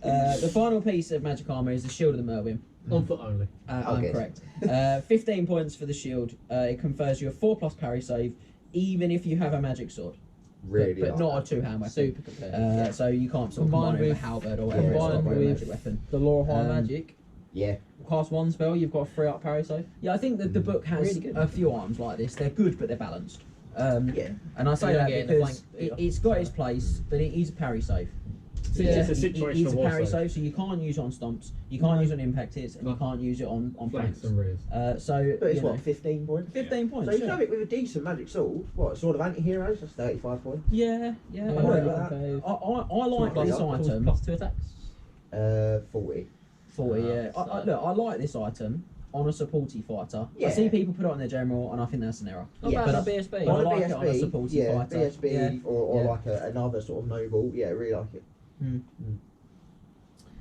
So, time for talismans. And there is actually only one in the High Elf book. Are you sure this time? Because you No, said I've there were got only it. 2 bits of magic eye. I've got it written down. And this one is the Golden Crown of Atrazar. Now, I like this. I think it's I solid. like I this think it's item, and solid. you guys get sick of it, but I like it. 10 points, 2 ward save against first wound suffered. Extra Yeah. wound. It's just so cheap. Yeah. Like when you 10 compare points it, for the, it's like what's a charm shield? 5 points. 5 points. Yeah, so it's you're paying 5 points for a guaranteed. Like, Well, you're paying 5 points 83%. Yeah, but the thing is, the charm shield is knock off the first hit. Yeah, so Yeah. then you got You know, you so got you your might, armor. you you've got might your not armor even still as you well. might not even wound on that Mm. on the charm shield hit. So you look at it and go, would I pay if the charm? Would I pay 5 points extra for it potentially knocking off the first wound? Yeah. Definitely. Well, Yeah. you know, The other thing is this can go on a wizard. which is how many times Yeah. you see people just go, you've got a demon prince, I've got a cannonball, and an archer. I shoot the I'll archers. shoot the archers. Do you know Like what I I mean? say, So- for me, this is level 2 is a Dispel Scroll, Golden Crown of Atrazar. Done. Yeah. I love it, particularly if I can get the wounds back on that wizard in the game through Yeah. life or high or Yeah. whatever, because it's just Hilarious. really frustrating. And you know, ultimately for when you compare it to something like the Seed of Rebirth, which is a 1-use 4-up regen, I want to say. I think it's a No. constant 6-up. Constant 6-up, that's 15 points. Well, I tell you what, I would definitely. It might be the Opal Amulet. Is that The 1 Opal use, Amulet 4 is plus 1 save? use 4 up. Yeah. Yeah. See, I mean- it's 5 points, 6 Yeah, up region. that's way better. So 100%. I'm all over that. I like it. It's the type of item that I think you probably don't make space for, but If if you've you've got got the points, a if you've few got the points points, left at the end, yeah, you drop it definitely. in, and it's just really annoying to your opponent, and Yeah. that can be a big thing. People make mistakes when they get fed Yeah. up with saying they think they've got the result. It works against Killing Blow and stuff like that as well, so Yeah. it's nice. Multiple wounds. That's against Cannibal. Yes. Mm. So yeah, it's like you could have that and the Charm Shield. God, that'd be really Yeah. frustrating. On How like a annoying flying would type that be? character, wouldn't it? Cheap little noble on like something like An a eagle. Griffin or an eagle. Yeah. So we've got Moranon's Wayshard next. So this is the first of 4. There are 4 enchanted items, and I don't think and I've ever seen any of them. yeah, No. yeah. Well, and again, there's one of them that you see very occasionally, and the other 3 you just don't. And Moranon's Wayshard, look, I just can't be kind about it. I'd completely forgotten it existed. That's really where we're at. So look, how would you, Max, like to pay 50 points and lose all of your mount options to take a maximum sized unit of 30 archers or spearmen and put them into ambush? Going by the competitive rating we've just gone over? No, I wouldn't take it at all. So that's It's not even paying beating paying a ambush. premium. It's not even a good am. Yes. So that's paying a premium. That's paying a premium to take the worst unit in the book and give them a rule that means they may not show up in the game. Arguably the worst rule in Warhammer. So look, if they do show up, they are still They probably terrible still when they won't be. arrive. Yeah. It's not even Seaguard, is it? No, No, it's literally Spearmen are Spear Elves. Look, I don't think you want to do it. Goodness. I don't think you want to do it. No one. I don't think wanna you do want it. to do it. Honestly, And I don't hate to think- see it. I don't think I'd take it if it was free. You know what? I agree with you. Because I've still got to buy those 30 archers Yeah. as well. I'm like, why am I spending these points? And they might not turn up. Yeah. They might That's not 300, turn that's up. 300 points of archers. Yeah, 300 it's points. just I've it's seen just- people ambush Dread Saurians and get to like turn 5 before it turns up. You're terrified of that point. I like to think that somewhere in an ivory tower on the windswept land of Ulthwan, someone is using Moranon's Wayshard to hold down a really big pile of papers. That's what I like to think is happening with it. 50 so, points of paperweight. Yes. Kane's Ring of Fury, the one you do see. I So rate this. it's a bit terra firma for high elves. I think we're back on like safe ground. So this has Soul Quench, the spell from the Law of High Magic, bound spell power level 3. So it's a good item for a few reasons. You can take it on anyone because it's enchanted. Lovely. The spell is solid little damage dealer. It's 6 strength 4. Decent. Cast value is only 3, so you can chuck 1 dice at this at the end of your magic phase, and you know 2/3 of the time get a little result. The bearer gains the law attribute from high magic, so they get +1 save That's also. good. Yeah, It's really that's, cool. I think that's possibly the best part about it. When you actually get the spell off, and it's 25 points, so you can combine it with a lot of other stuff. Yeah. It's good. I think Solid. I think it's really worth having. Nice little chaff killer as well. Yeah, that no it's one's like going to know you've got. it's like the Ring of Fireball that I can't remember the actual name of. Ruby Ruby Ring. Ruby Ring, Ring of which Ruin, I think is 25 points as well. Possibly, and And Soul Quench is just a better spell. No, That's I way think better. I think it's great It's because 2d6, not again, 1d6, Better and like it's got a too. better attribute. you can just do funky stuff with it. Yeah. I'll soul quench that unit of chaff. I'll dispel that. Alright. Sweet. I'll do it on and one then dice you've on a got free. last dice. Yeah. You'll go little soul quench again. You know, and that's the thing. I think obviously it doesn't have the option to boost it. No. It's No. a shame, but still 2d6 strength 4 is still really good. It's great for chaff clear. It's a nice little, it's a nice little like again really. pestering spell as well. You got like stuff that's strength, the toughness 5 or 6, and it's got 1 wound left. Just Nick start a few throwing it wounds, out. yeah. My wood elves hate this item as well. I should Yeah, it's point that horrendous out. It's against. great against Uh, soft stuff. Yeah. yeah. So, yeah, Mm. we like that one. The Gem of Sunfire next. So I think I like to think we're getting to a place where I'm reading stuff out no one's even heard of. I don't even know what this does. No. 20 points, 1 use only. Okay. So during a turn in which the bearer uses this, all spells, shots, and combat attacks, including their mounts attacks that they make, add +1 to the wound rolls if the attacks are also flaming attacks. So now look, I've seen people But it pop this doesn't on. give you flame. No, it doesn't. That's the problem. It doesn't. I've seen people pop this onto high magic wizards, and they're like, "Oh, I'll use it for fiery convocation, and then I'll Yeah. add 1 to my wounds because Yeah. it applies to spells." And I've seen people put it on like a dude on a flame spire phoenix, and I'm like, "That's really lovely that you've painted that model." And then, you know, so in theory, if you could hit like a big unit with +1 to wound with a really good spell like Fiery, yeah, wonderful. Could be incredible. A unit with Flaming Sword Ruin on it with that pot, it gets +2. In practice, it's just not going to come off remotely often enough to make it worthwhile. It's Now, one use. It seems to me that they If it was designed used all the this. time, it'd be great, but because it's one use, if you fluff those wounds, if you fluff Fluff the those spell, rolls, just spell, like the this. spell, anything like that, Yeah. it's So- over. Look, to me, it seems that the designers had one thing in mind, and that was the Dragon Mage. Yeah. And the reason I say that is because the Dragon Mage's signature spell is actually Flame Sword of Ruin. Yeah. Yeah. So really that's bad. +1 to wound flaming, so you get +2 to wound, and you've given yourself flame attacks. He's on a dragon, and he mentions mount specifically, Yeah. getting the benefit. So again, you know, you stick it on him, he goes on the dragon, he +1 to wounds himself with the flame sword of ruin, gets an extra Pops the +1. gem. His dragon's pretty Yeah. good, cheap dragon, lots of damage, wonderful. That was a Podhammer reference there. Other podcasts are available. Our channel is the only video channel available. Triple Crown Wargaming, right there. On the fridge. Look, the thing is, look, the main thing to remember is that in the army book, the picture next to this item is a dragon mage. So I'm definitely right about my dragon mage. But seriously, it's all right on a dragon mage. It's That's it's Thing. okay. Seeing Even thing then, stuff. even then, Dragon even on Mage the is Dragon just Mage, you very- fluff Flaming Sword, Oh yeah. or you cast it and it gets dispelled. Yeah. And you wasted 20 That's the points. problem. I think I if it wasn't one use, I think Yeah. you'd see it so much. I think I don't think you'd see it a lot. I think you'd see it a lot on Dragon It's an Mages. enchanted item though. I think you see it pretty regular because they're always like utility items. They're probably not Yeah. the most like consistent Yeah, slot. but it's enchanted 20 items. points that you can spend on making that character more survivable, Yeah, making that I character do more agree. killy. Yeah, I And get it's that. only what else in the High Elf book has access to flaming attacks? Flame Spire Flame Spire. Phoenixes and Fiery Convocation. Yeah, Fiery, don't underestimate Yeah. Fiery Convocation. Oh, it's no. incredible. Strength 4 on that. I mean, if you look at it and go, all of a sudden, if you're I think that's toughness the 3, if you're toughness 3 with the Sunfire gem, it's wounding you on 2. Yeah, I Yeah. think that's the problem because It's you see it all the it's time terrifying. on level 4 Yeah, high so wizards. I agree. Yeah, 'cause you can And get they it would with the just Book of spam. Earth. Yeah, they just You know? spam So, Fiery Convocation. I'm going to push on to the final enchanted item. I think we've all established that the gem of Sunfire is rule of cool, not Yes. rule of competitive. Yeah. Cloak of Beards, final enchanted item. The bearer. You know, It's just funny. You know, It's just funny. Can you just imagine it? The bearer calls his Respect. the bearer calls his fear, which is increased to terror against the wolves, which makes me think that barbers must be a real fear. I'm gonna be honest. I don't know why it causes fear. Like I'm gonna if I looked at a man, I bet you it's if I looked at a man wearing a cloak of shaven beard, I'd be like, why is that scary? because he's Like, got a screw loose, but he's Whoa. and I bet you it smells. if you're scared of the cloak of beards, then you must be scared. Dwarves are terrified. Are you Literally scared, Are you terrified. scared of barbers? So, You know, so dwarves are let me terrifying. carry on, let me go.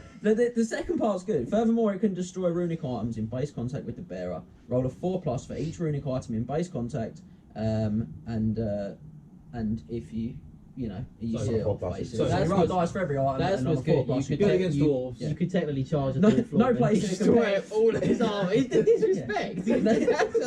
He's the ultimate disrespect item. Look, no place in a competitive all-comers list. No, not at all. How many Even points at is it? even at 10 points, there's no Only place 10 for it. points? Yeah, It's call against the wolves. Definitely in every narrative campaign you Yeah, ever played. if you know you and your mates are playing a War of the Beard, type game. yeah, I mean, this is literally the item that causes it. yeah. Yeah, he is. Okay, so we've just got the big two left.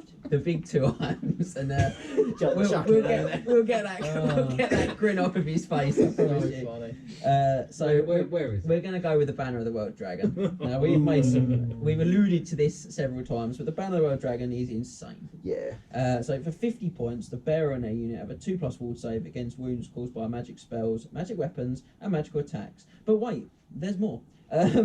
Also, friendly dragons within 12 are stubborn. And you know what? No one ever uses that second bit. No, they don't. It's 60 points too cheap.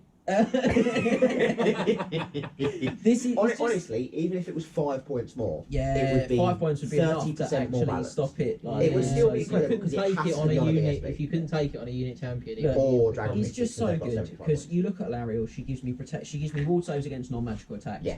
and then I've got this on my unit that she's in, and now I've got ward save against Class magical 2 attacks as spells, well. you've got 3 up against everything, 2 up against magical. Yeah. You It's only just- fear that like, to be honest, you only fear at that point final transmutation and dwellers below. Yeah, because I They can only put- spells you fear. yeah, yes, Or yeah, Arms arms Pulse. Oh yeah, actually, around it, yeah. Arms Pulse just ignores it anyway. Yeah. But So- the thing is, it goes on a unit like you guys have been saying.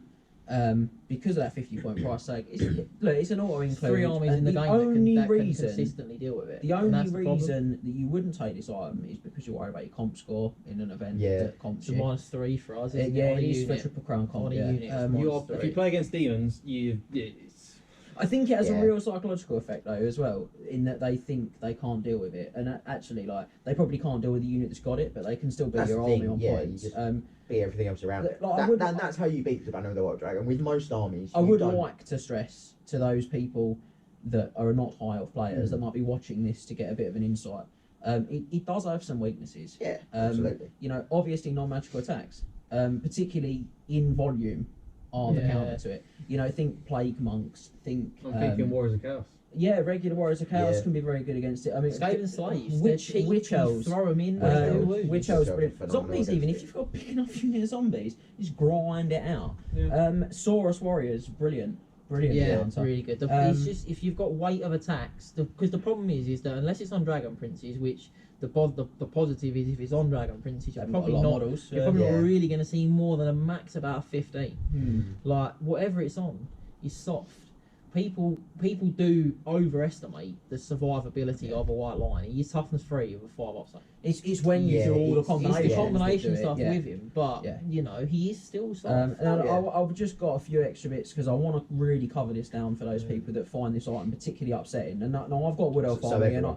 Wood Elf Army is really. I see a lot of Wood Elf players talk about this online. I've had lots of Wood Elf players talk to me about it. I've got Wood Elf Army myself. I can empathise, and I don't use High Magic, which is the obvious counter to Arcane Unforged. Yes, Um, one of the two. But so I've just got a few things here that I've found playing with and against that I would just want to cover, which we have touched on. Spells remove you from play. Yeah. Final Trans is great. Honest was Black Horror as well, because it's, and this is really something that's important about competitive Warhammer, is it's about the way things are worded. Yeah. And this was Black Horror says you get a ward save, you take a strength test, and if you fail that, you're removed from play. If you have a ward save, you may take one. The Banner of the World Dragon says wounds caused by spells. It doesn't cause wounds, it removes you from play.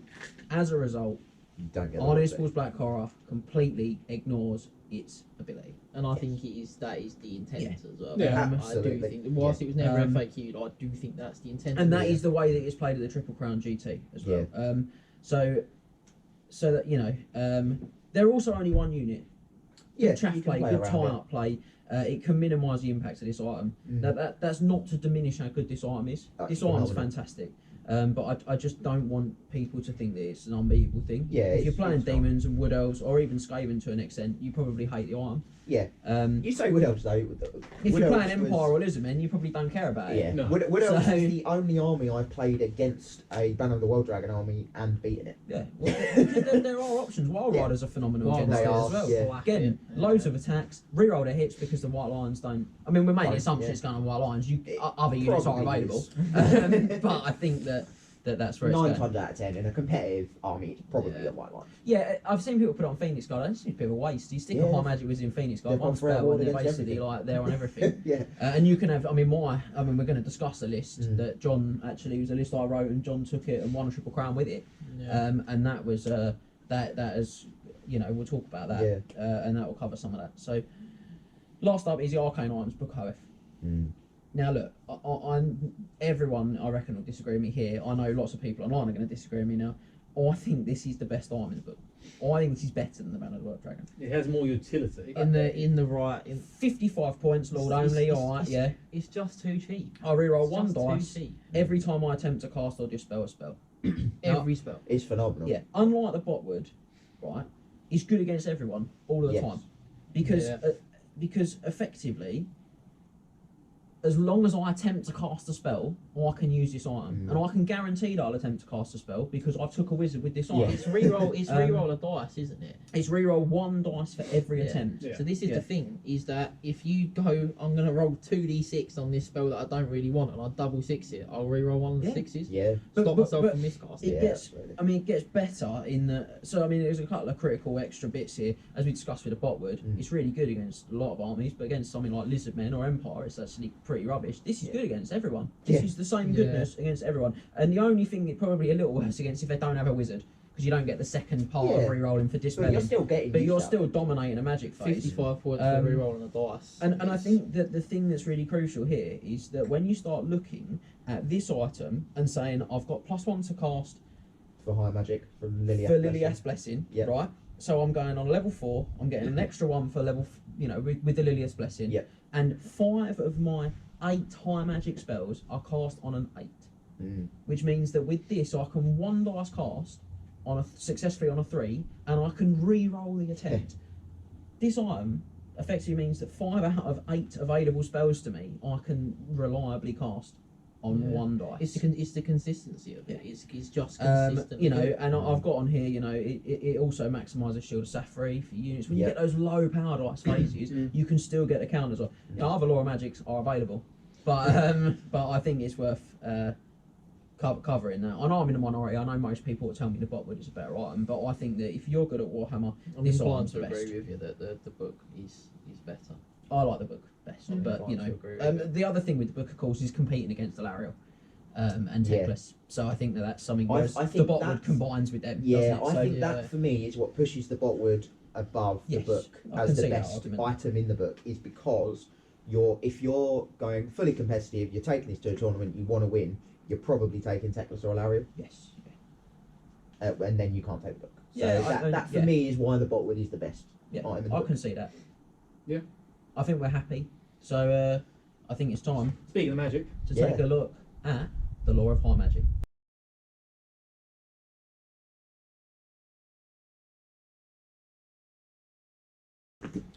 Well, that's a lot of magical items out of the way. So that just leaves us with the Law of High Magic and the army lists. So the way we're going to do this is with our magic law rating system, which again you can find on triplecrownwargaming.com. And effectively, just going to readjust my seating position for this. It's a little, again, obviously it's scored out of 24, the same as our other competitive rating system, but it's scored on some quite different criteria, as you might expect. So this one is scored on the variety in the types of spells that a law has. It's scored on the power and frequency of the law's attribute, the average spell range, the flexibility of the spells, the average casting value, and the quality of the signature spell in the law. I think that's important actually, the quality of the signature, because a lot of the time you're probably going to be taking laws on level 2s.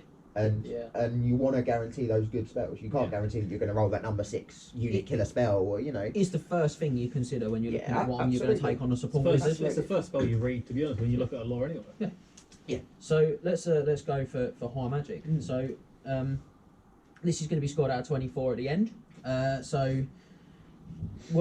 Law attribute then.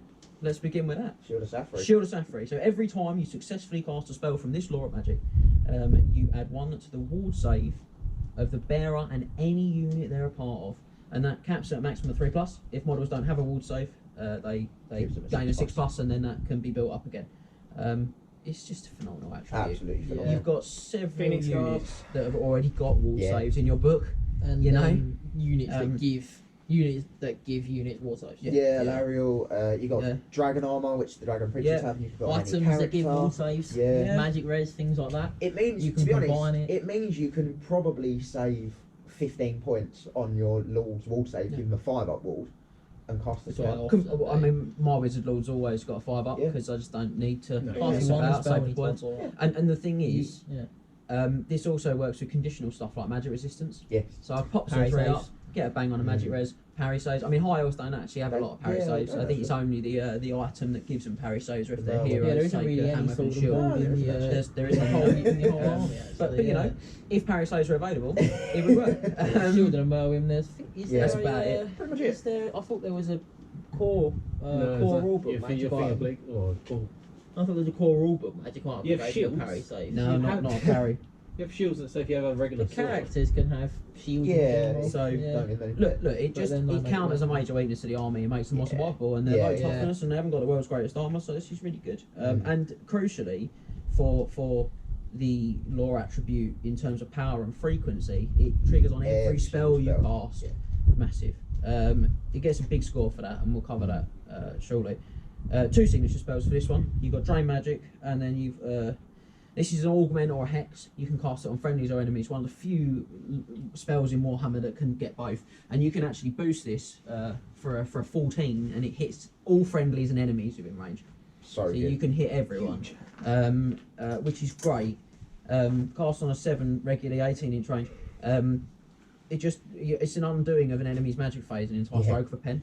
The unit that's struck by this loses any magic spells that are currently applied to them. So Hexes, augments. Hexes, Remains in augments, play. remains in play. So you look at remains in play and you're like, oh, I need to roll a 10 to dispel that, or a Or I'll 7 just cast Drain Magic. till you get rid of it. It's just great, and I'll get a shield sacri counter. I'll treat myself. Yeah. I genuinely, you all know my feelings on it. Is in my and I don't agree with you that it's the best spell in the I game. think it is. Will say that it is definitely top 3. Yeah, it's a great spell. Yeah. It's a great Yeah. spell. Yeah. That's the beginning and end of it, isn't it, really? The second sig is Soul Quench, which we actually touched on earlier. Yeah. 2d6, strength 4 hits for an 8, or 4d6, strength 4 hits for a 16. I mean, for it's just a better fireball. It's With a better lore just attribute. fireball that can Good get for more hits. 3 more to cast. Good lore Fireballs attribute, on- and I get an extra fireballs +1 on to 5. cast it. Love it. Yeah, I think fireball's on a 5, so for an extra 3 you get an extra d6 strength 4 hit. Love to see it. Great You spell. really do love to see it. really good.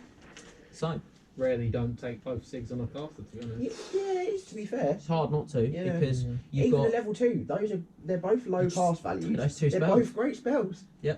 Both boostable as well. Give Yeah. yourself more options. The thing with them as well is because it's 2 spells, it's you can consistently build around them. Yeah. Yeah. That's Yeah. the thing. You can look at it and go, oh, I can always have Drain Magic and Soul Quench.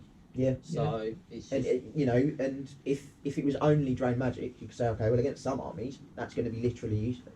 Like against dwarves, against but, I mean, it's, demons with no wizards, any army with no Well- wizards. But then you've got Soul Quench in the but tank. you know what though, it's not useless because you can always cast it on yourself. It's 7 and it's +1 also. But it's +1 Yeah, to the that's counter. true. It's the counter You know? for nothing. Yeah. I That's take the it thing. even when they haven't got a wizard. Yeah. Because I'm like, I get the People counter. let you have it. Yeah. People don't start Yeah, Drain I Magic don't on care. myself. Yeah. Go on then. Shield South counter. That's Yeah. it. You've got Because it doesn't take them off. It's 7 Yeah. for +1 also. It doesn't take them off because that's a lore You know? attribute effect. It's not a. It's spell not effect. a spell effect. Yeah, Yeah. It's, it can turn off Hand of Glory, I believe. you can turn it off on yourself. Yeah, that's what- You that's- can yeah, turn so off that any, is obviously- any augment or hex on yourself. That's you obviously can the take only off, risk. yeah. But then instead, if you've got stuff on yourself, if there's a unit in range, you just go, Cast I'll it pass on it them. on, I'll pass it on that friendly unit. It's got Yeah. no effects on it. Any unit. My is- unit gets +1 is an also. augment or a hex doesn't require line of sight or even arc of sight. No. Any, Any unit within 18 Any inches. unit. Yeah. Great.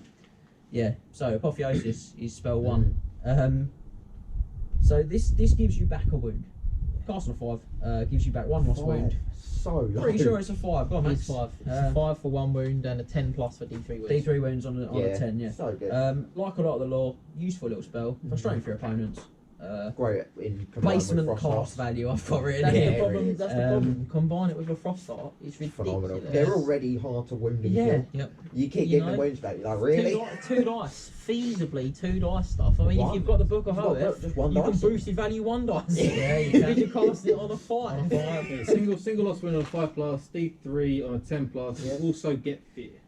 Oh, I don't think any of us realise that. I've only used I this. suppose it for- probably would be pretty scary if you you think about something that's just someone's wound just knitting back up in front of you. You'd be a bit worried. You would be Okay. concerned, more concerned than someone wearing a cloak of beards. I don't know about that. Now he's gonna stink. Thank you. So Hand of Glory comes next. This is spell 2. It's a buff spell, augment. So it improves one or all of the following stats by D3: weapon skill, ballistic skill, initiative, and movement. All good stuff. Yeah. Good against other elite type armies. Movement's always great to improve. Anything that improves your movement is always worth considering. And Initiative's good to improve against other elves, Yep. particularly to keep going those Ballistic rerolls. skill. Ballistic skill's not bad on like Lord and Seaguard, Good Archer, buff. Sisters. Weapon skill speaks for itself, to be honest. Weapon, Yeah. yeah, Any weapon buff skill's of just weapon skill phenomenal. is good. The And- standout is the casting value. Oh, Again- 5+ again. it's 5+ or a 10 if I boost 10 it. for D3 on them all. I mean, Feels like literally a someone high elf in- wizard automatically cast it. It didn't need to roll a 3+. Someone in Games Workshop HQ just had the copy and paste on repeat when they were writing this high elf book. Lovely. You love to see it. The thing is, I think for high elves, this is a much, when we do Lizardmen deep dive, it's a much more essential spell for Lizardmen, I think, than it is for high elves. I think they can leave this one at home a lot more readily than lizards. I often don't take it with high elves. As can wood elves, you also have access to but it's certainly in the right scenario. This is a lovely spell. Walk Between Worlds up now. So that's a spell that allowed you to move 10 inches or boost a unit's movement to 20 inches with an ethereal. There you go. That was really badly worded for the camera. So worded. you cast it on a friendly unit, and they can move 10 inches on the basic value of an 8+, or they can move 20 inches on the boosted value of 16+. Yeah. And they gain ethereal whilst they do it, so they can move purposes through of that terrain, move, they can move through fanatics. It does Manglers make someone Manglers think of squeaks. the infamous fanatic incident. It does really? bring that to mind. So there maybe was a. Do you want to explain? Pop through buildings and Yeah. stuff like that. Look, do you know what I mean? movement- I've used it many a time to just Movement bang through the other is side the of the building. lifeblood of competitive Yes, Warhammer. it is. It's the most important phase of the game. Yeah, and anything that gives you a second bite of that cherry on fast-moving units is brilliant. Yeah. We should say the fanatic incident was a gentleman I played a tournament, had I think it was 6 or 7 units of night goblins. He ran them all sort of quite tight. I managed to sort of turn some Illyrian Reavers with a reform, which popped 14 or 15, I think it was 15 fanatics out at once. They all came clattering forward, battered the Reavers, and then in the subsequent magic phase I cast Walk Between Worlds on a Frost Heart, I think it was. And then was like, I'll just walk him on the ground, because there's nothing that says he can't walk on the floor. You can just, his movement value is 2 normally, but obviously Walk Between Worlds is 20. And then I just sort of touched him on the first fanatic, pivoted him, touched him on the next one, pivoted him. Obviously I would be taking 3d6, is it? 2d6, Damage? 2d6, 2d6, strength 5 five. armor pierce pin. Yeah. But of course I'm ethereal, so I didn't take any damage, and I killed Pluck. 15 fanatics. Yeah. Would you like to then do the little action you did after you did that? I don't believe there was any in action. front of the gentleman. The poor man. He was cool about it. He shook my hand and was like, that was well good. That is a lot more than I would have done. It's great. Man went home. I was Yeah. very scared about those fanatics, and then the moment of genius come upon me. We should say the move is as if it is the remaining move Move subphase, subphase, so you yeah. can't charge. No. But you can't can you run you through can't 15 rally fanatics. fleeing, but you can move a failed charging unit, can you? If a unit failed to charge, you can move it, can't you? Obviously.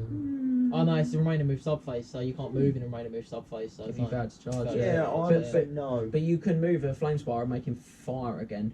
Yeah, Which he's not that Yeah. great, but you not can, amazing, you can but you can do it. do that. I think it's just the it's the again, threat, you isn't can it? throw Yeah. you can throw something up 20 inches, and as long as he's within Got to be dealt with it. what 18 inches range. Yes, 24. 24, so yeah. there you go. So you can effectively just go, I'll put this on the 12-inch line next to me, he'll fly 20. I could move 4 inches and ethereal and then move him for another 20 Yeah. inches. You can fly a frost It's- art beyond their battle line until Yeah, 40 it's inches. it's great It's for terrifying. like blocks of units as well, because you can Mhm. change how you're Yeah. facing. I've Yeah, picked it's up lovely. a block of 36 Saurus Warriors before and put them next to somebody's army. Yeah. You Like got that. you got to deal with them now. Yeah. So good spell. Yeah, really good. Yeah. So from the good spell to probably the least useful or Mhm. sort of worst spell of the law, which is the Tempest. Direct damage. It's a large template that hits everyone underneath it, strength 3. If you're hit, if you're a flying unit who's hit, it is improved strength 4. It's probably the least useful spell. Yeah, I very think situational. if you take Situational. damage, it's -1 to hit. -1 ballistic ballistic skill. skill. Is that Which right? is- Yeah. Yes. -1 modifier to all hit rolls, both shooting and close combat. Okay, so it's, Oh. it's I not thought it was terrible, ballistic but it's skill. difficult to kind of hit something and then Shoot attack they've that- got to charge you. You know what I Yeah. mean? So it's Shooting really attacks that dangerous. don't use Blizzard skill have to roll a 4+ to be able to fire. So yeah, but See, you're not going to that's- do the but you're wound not on the gonna cannon, do are it, you? yeah. It's really good against soft armies or other Mm. elves. If you've got a lore Yeah. master, it's worth having. I would probably very rarely take the Tempest if it's a level 4. Yeah, I'll be honest. Mm. You've got 2 amazing That's the signature problem. spells in this law. This is probably One of one those that you spells just is let just go. not- But let's Yeah. be real. You've got 7 really good spells, and then this one's all right. It's not terrible. And at the end of it's the day, all right. it's a damage spell. It's strength 3 most of the time. One of your signatures does 2d6 strength 4. Yeah, It's a so large just take blast the though, so in the You can right, hit a lot. if you You can. can potentially You land on like a big blocked up unit. You can hit. It's good with stuff like slaves and things like Yeah. that. Skaven slaves, Unarmoured. hobgoblins, goblins. Unarmoured. Wood elf archers, Not tough. drop it on them. You'll hit the entire unit. Um, Most of the time, you hit an entire unit with a large so- blast. You know, and just stuff like that Yeah. in general. Okay. Arcane Unforging, number 5. One of those Fantastic spell. unique spells Yeah. that Annoying you just spell. can't find anywhere else in Warhammer. So the spell hits an enemy model. You can pick any enemy model, even. So it's direct damage, so it's got to have arc of sight. Not even line. It's amazing. Yeah. Pick an enemy model, even like standard bearer in a unit or character in a For unit. example, if you're facing other high elves. High elves, yeah, other high elves are available. They then are hit by the spell, and you roll on the armor save of the model being hit, That's similar to how Law Metal. Ciri do, yeah. And if you pass their armor save, you effectively do a wound to them. But after that, the bearer must reveal any magic items they have, and then one is selected at random, and on a roll of a 2+, that item is destroyed. Crucially though, Incredible. is whether you wound or not. Yes, Yeah, you you don't, don't have need to to do wound the them. wound. That's the part That's massive. the most important thing is that Um, you don't have to like if you put on a wizard who's got a 6+ armor save and you Or don't no armor wound save, him yeah. or no armor save, you can still destroy items. Mm. On the infamous Chaos Disclord, it's terrifying. Yeah, yeah. It's just great just to be like It's that, good on your everything, wizard yeah, who's you know? probably got the dispel scroll. Got a little level I'll 2 use it on scroll that. I'll caddy use with it it. on that Only scroll magic- caddy. The only So- magic on that scroll caddy. Yeah, Yeah, exactly. it's the scroll, so he's So going I- to so dispel either scroll it he or uses- lose his dispel scroll. Yeah, It's great. either way, he's probably lost his dispel scroll. Yeah. 1 in 6 of the time he doesn't lose it. You know, Mm. so in reality, it just He's probably gonna. you can feasibly strip their skull from them turn 1, which Yeah. for some armies is crippling. Yeah. Well, when really you're is. fighting against an army that casts as many spells as Yeah. high elves do, and I think the thing is, it's Spells that are really good as. it's an amazing Fucking counter for some of the spell. best high items in Warhammer. Yeah. Banner of the World Dragon, Yeah. Crown of Command, Mm. Talisman of Preservation. These are all great items that win games that you can take away. Yes. And it's just harsh. It really is. It's good. I mean, Galmaraz. yeah, probably the only thing Yeah, I don't yeah, want he to books destroy him is the gash. yeah, that one's a good one because he then doesn't have any spells, which I love. I'm sorry, mate, you haven't got any spells anymore. Yeah. Beautiful, you love to see it. So finally, we've got the unit killer for the high elves, which is or for the high magic, which is Fiery Convocation. Now, due to Lilia's blessing, as we touched on earlier, this is 14 realistically on the For dice. high elves to Yeah, cast. for high elves. Combine it with the Book of OF, you can like 46 If you're it, doing 3d6 this, it. if you're doing this on a level No. 4 with the Book of Hoeth, this is probably going to be 4 dice every time you attempt it because you can reroll one of the dice as well. Everyone in the target unit takes a strength 4 flaming hit, and then at the end of the next magic phase, it does it again because it remains in play. So, Remains in play, Yeah, so it remains in play. As we said, it does it every magic phase until your opponent dispels it, or until everyone is dead. So And they have to put a lot of dice into dispelling it. That's the problem. Yeah. It's a 19 to dispel. It's a 5 dice That's dispel. the monster. And Easily. let's be honest, there's if no you're throwing guarantee. 5 dice at it, you throw 6. Yeah. Because you've got to stop it. And On it's- certain stuff, you've got to stop it. it's a monster, mate. It's a monster because in the next turn it ends your opponent's next magic phase potentially as well, Trying trying to. to get it off. get it off. Yeah. Yeah. And if they get a bit of rubbish magic dice, I've there's no seen, guarantee people, they'll get it I've off. seen people just leave it. I played a guy in a unit of 50 demonettes and I put on his demonettes and killed like 18 on the first round. And he was just like, I'm just going to leave it on there. And I was like, Points, isn't it? and you know, Alright. we got to the end of the game and he had like 3 demonettes left. Because in the end, it stops wounding people because there's like no one left. It's And like you look 4 at it and you guys go, there's like 3 of them left. I'll charge it with a unit of Valyrian Reavers and I'll And kill probably them. get That them. unit's 50. Yeah. That unit of 50 never made combat and they all die. Yeah. This is just a really good spell. It Yeah, does it really far is. more than just Fantastic. kill units. It sucks up your opponent's dice. It's really big threat. And it's just great. So I think that's it. Is it reroll a wound in the building as well? Yeah, it's flaming. No, I don't know, think but it is. it's actually not flaming. No, it is flaming. It is, but I think the reroll wounds in buildings is when shooting at a building. Oh no, or spells. flaming, yeah. yeah, I It's think- not in combat, is it? Because Yeah. I don't want to set the building on fire whilst they're in it. Shut up. Those guys have got brains. So yes, yeah, it would if you're in a Yeah. building. Yeah. So let's do the rating for the law then. So it's 4 for variety of spells. Because they've It's got got 50-50 split for it basically does everything. 4 for the power and frequency of the law attribute. It's Yeah, all the it's time and it's phenomenal. amazing. Every spell activates. 3 for the average spell range. That's It's probably not- the only yeah, it's little not drawback. amazing, They've got a is lot it? of 18s, 18 not to 24s. 24. Yeah. 4 for the spell flexibility because there's so much you can do with them. 4 for the average casting value because it's So just low. so low. Fantastic When we to do know. that, we have included the Liliath's Blessing on the Yeah. average casting value Yeah. because that's the de facto casting value. It can't be cast without the Death Blessing. It's not from this book. No. No. That's the And thing. then 3 for the quality of the signature spells.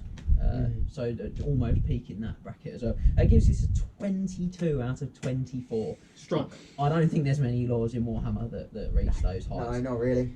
It might not be the most plug and play law, but my goodness, this is a great law.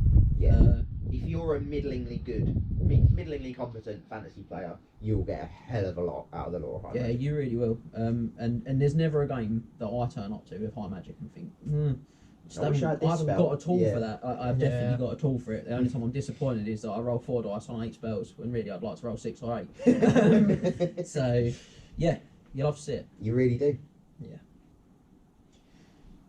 Should we move on to the army list then? Yeah, okay.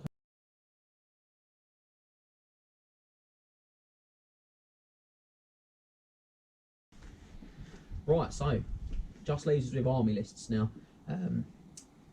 Darkness has fully descended It has. upon the outdoor studio, and we are starting to need to wrap up. But fortunately, we are very close to the end. So army lists. So we're going to finish up with 3 army lists, okay, for the High Elves, and they're all competitive type army lists. They're all 2,500 point army lists to be there. One of them is a completely uncomped aggressor style list, so that's going out and doing the big damage, and the other 2 are comped in the Triple Crown composition system. So that's the one we use, the Triple Crown GT, and actually is now amazingly being adopted by lots of other events and stuff, which is really cool because it gives you great feedback. It lets you make the pack better each year. Exactly. The more events use the pack, the more feedback we get for it. And so that's one of them for that list. Is quite an aggressive one where you'd go at your opponent, and one of them is a bit more defensive where you might want to sit back and try and control the table that way. So we'll start with the completely unfettered, unrestricted list, and that looks a bit like this. So that's Alariel, the Radiant, Caradrian on Ashtari, Battle Standard Bearer on foot, Noble, Dragon Armour, Enchanted Shield, Sword of Anti-Heroes, Golden Crown of Atrazar. We've got 3 units of 5 Reavers with spears and bows, 24 Lodern Sea Guard with full command and shields. Then we've got 32 White Lions with the banner of the World Dragon. Now you'd run these 7 wide formation on these, and you'd pop Alariel and the BSB in there, you know, sort of 7 or 5. Yep. And then 2 Frostlight Phoenix in your air slot. So this is the thing. I call this an aggressor list. It's a super survivable list. Yeah. It's a list that just Yeah. doesn't give VPs away. Everything's got wall save. Everything's really hard to deal with, but it doesn't really do anything unless you're willing to really push it at your opponent. This is the easy mode Warhammer list, if you like. Yeah. You don't worry too much about your damage. You've got lots of stubborn. You've got lots of stuff that's really hard to kill. You've got 3 of the best monsters in Warhammer, period. Yeah, absolutely. It's short of a Dispel Scroll. It's not massively important at some points, but Yeah, it's not when you've got such good saves. yeah. That's the Yeah. thing. It's not when you've got easy access to 3 up wall save, 2 up against magic. It isn't. Yeah, exactly. It also is fair to say it isn't the most kind of flexible list. You can't say, oh, well, I'm No. going to sit off my opponent because I've got a bit more shooting than him, because you almost certainly haven't. Yeah. You know, but make no You have mistake, to go forward, but for raw hitting power, for speed, and for threat, and the leadership of this army is amazing as well. Yeah. Because the birds are all. birds are all 9. I think they're 9. We Yeah. didn't, Yeah, they're all we didn't 9. even touch on that. Caradrian's We 9. didn't even touch on the fact that the Ariel's birds 10. are 9. This is a really powerful army that you've got to get points off of, and if you look at it on the Triple Crown composition system, this is a -11 list. So I'm not surprised. Its worst matchup is avoidance. yeah, That's his yeah, worst matchup probably. is avoidance. Yeah. but even then, because you've got the monsters, you just point them in 3 different Yeah. directions, because any Yeah. of those frost darts will individually deck an avoidance. Yeah. Right, yeah. So Absolutely. it's a great list. It's probably the best high elf list you can build, really, in terms of raw list. It doesn't mean that it wins every game. It doesn't mean it doesn't require piloting, but it's certainly easier to pilot, shall we say? Pound for pound, one of the better lists in the book. Yeah. Oh yeah, 100%. yeah.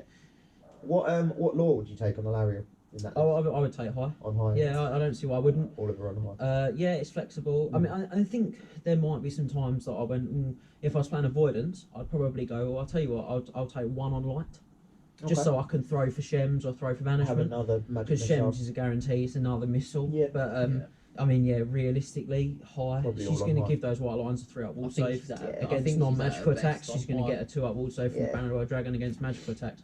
They're stubborn. Maybe if you're fighting demons, I'd take all light or all life.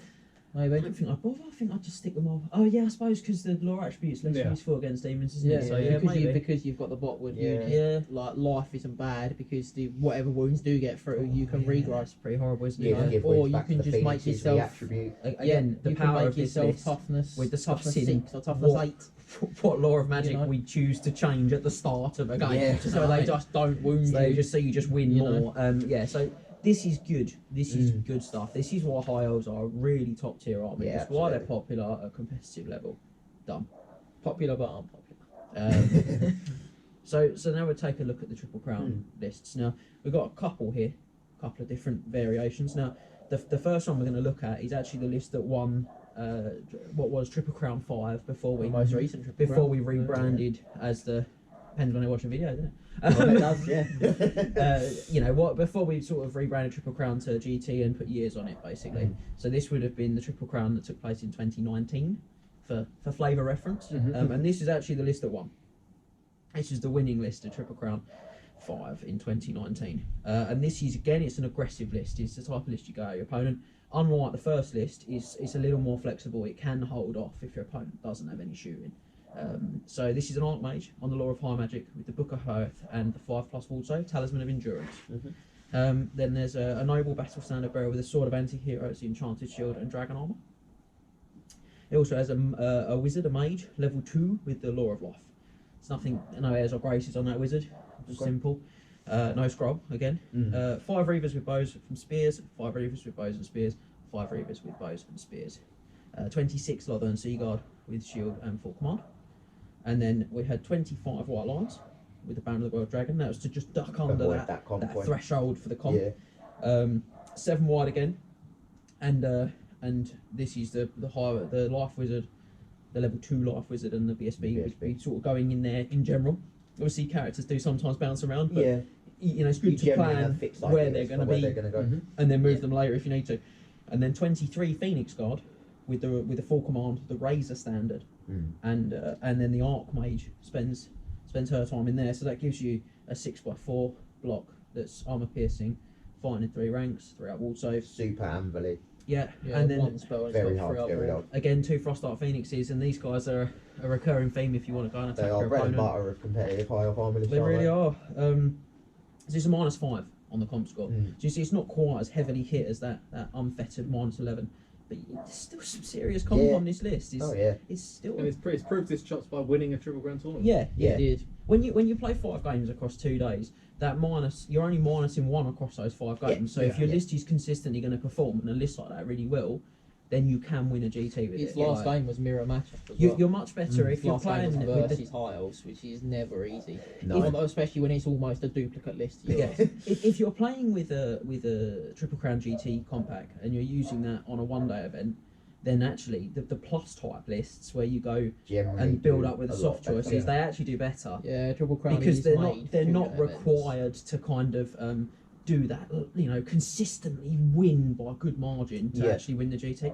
Whereas when you look at a 2-day event, it's actually the complete opposite. Once you get to 5 games, you really do need to you know, there's effectively 100 points available there, and suddenly a plus 5 or plus 10 doesn't really equate to the volume of points that I'm going to lose across across the 100 Yeah. available to make that up. So you're much better to take the small minus Yeah, absolutely. You know, like you're saying, across the 5 games, across each, the 5 games. each point of comp effectively relates to 200 victory points. That's it. And if Very you're a catchable. -5, you've got to think, okay, this -5 list needs to score 200 victory points more net in each game than a 0 list. Yeah. And for most -5 lists, that's comfortable. It's, Yeah, it's manageable, Yeah, and it's the point is comfortable. that it's manageable, and the Couple idea that with is Blood that and Glory or Yeah. Blood Shield. Yeah. All of a sudden, you you know, know, you can get those and 5 this points is the back in point of one the game. system. Yeah. The point of the Like that. system is to say this list is doing some of the work for you. Yes. So you do have to make that bracket up, but it's not to punish you out of taking it. It's No, it's to help level up the equation. So this list has got a lot of strong combinations. That's the thing to bear in mind. You can you can park a Frosty with each of those blocks, the White Lines and the Phoenix Guard, and you're going to have a good support that helps both of them survive more, Yes. that helps that level up their damage more. Yeah, absolutely. And realistically, it's got enough chaff to control where the combats happen. Yeah. The flying units can get where you need them to There's be. a little bit of Yeah. everything that you need to win a game. Yeah, You can threaten artillery because you've got 3 got- vanguard in chaff yeah. units. You've got the two chaff, two you've got the quick monsters. monsters. Yeah, yeah. Mm. I mean, it's a good list, a good all round list.